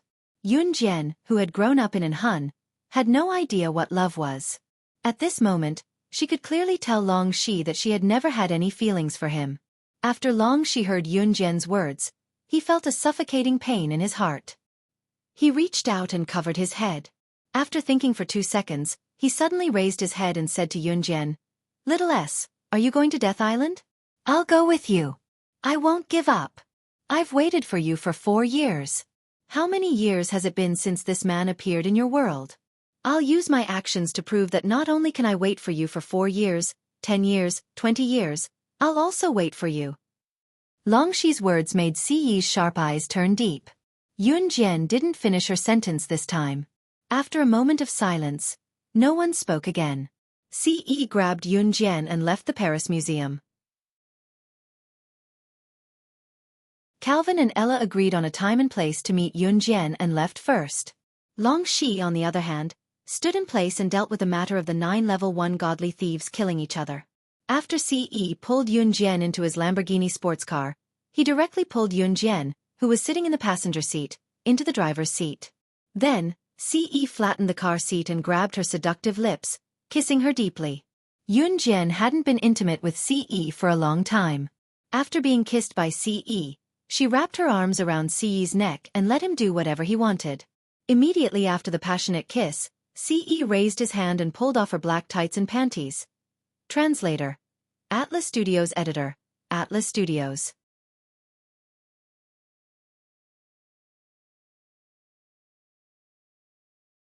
Chapter 2277. Yun Jian blushed when she felt what Ce was doing, clamping her thighs together before her panties were pulled off. This was the entrance of the Paris Museum. If they were seen, Yun Jian flushed. The windows are tinted. People outside can't see us. Be good, Xiao Jian, just this once. Before Yun Jian could react, Ce bit her earlobe. The earlobe was Yun Jian's most sensitive part. Moreover, Yun Jian missed Ce dearly. Therefore after a few rounds, she was pushed down, and he was satisfied with it. Inside the Paris Museum, where Yun Jian and the others were just now, Long Shi had yet to leave. When he saw Yun Jian being pulled away by Ce, he panicked and wanted to chase after them, but the internal conflict in the organization had not been settled yet. Panicking and having been angered by Ce just now, Long Shi turned to his subordinates, Ling Feng, Gui Ling, and the 9 level 1 thieves present, and bellowed. What were you doing just now? Fox hunting was a thief organization. It was not like an assassin or secret agent organization where you could kill the other party any time you wanted. The thieves in fox hunting had all signed a contract with Long Shi. If one of them died, Long Shi would be the one to suffer a huge loss. Even if one of the lowest level 6 thieves in fox hunting died, Long Shi would suffer a huge loss, let alone a level 1 thief. What was more, a level 1 thief of the highest level. Therefore, fox hunting had its own rules. One of the most important rules was that the thieves in fox hunting were not allowed to kill each other or fight openly or covertly. What had he discovered today though? 8 level 1 thieves in fox hunting had teamed up to go against one of the level 1 thieves and even wanted to kill Ling Feng. Fox hunting's level 1 thieves were afraid of their leader, Long Shi, so all of them lowered their heads and kept quiet. At that time, only Long Shi and the 9 godly thieves from the fox hunting organization were present. Jay, Eva, Calvin, and Ella had all left. Just as Long Shi was flustered and exasperated, Gui Ling suddenly took the lead and asked Long Shi, "Boss, we admit our mistake. We won't do it again in the future. But I want to ask, is that woman really the #1 secret agent in the world?" Gui Ling, Ling Feng, and everyone else had already guessed this, but they still couldn't believe it. That young girl who looked like she was only 18 years old. Was she really slaying God, the #1 secret agent in the world? Other than her, who else could have such an aura? I've known slaying God since her debut. How could I have mistaken her for someone else? Long Shi interrupted Gui Ling before he could finish his sentence. These words caused Gui Ling and the others to take in a deep breath. He gladly accepted this fact. After finally settling the internal conflict in the organization and sending Gui Ling and the rest to reflect on their mistakes, Long Shi walked out of the Paris Museum after ensuring that they wouldn't do anything to Ling Feng in the future. Just as he walked out of the Paris Museum, he saw the window of a Lamborghini sports car rolling down not far away. Through the car window, Long Shi happened to see Yun Jian buttoning the last button of her blouse after packing her clothes. She pushed Ce with a flushed face. Ce's flawlessly handsome face looked straight at Yun Jian with an extremely handsome smile. His starry eyes were fixed on Yun Jian. His hand slipped under Yun Jian's blouse and grabbed a soft spot at close range. At that moment, Yun Jian had already put on her clothes. Long Shi could only see a pig trotter hand under Yun Jian's blouse. He didn't need to look to know what the two of them were doing in the car. However, that was not all. Before long she could vomit blood from anger, he suddenly saw Ce's handsome lips curling into a sinister smile. In the next second, he lowered his head to kiss Yun Jian's shoulder and neck in front of Long Shi, planting red strawberries one after another. Please remember the domain name of this book. Mobile version of reading website. You're tuning in to the Xueqi's Martial Arts Saga YouTube channel. Don't forget to subscribe and join us on this journey to catch the most captivating stories.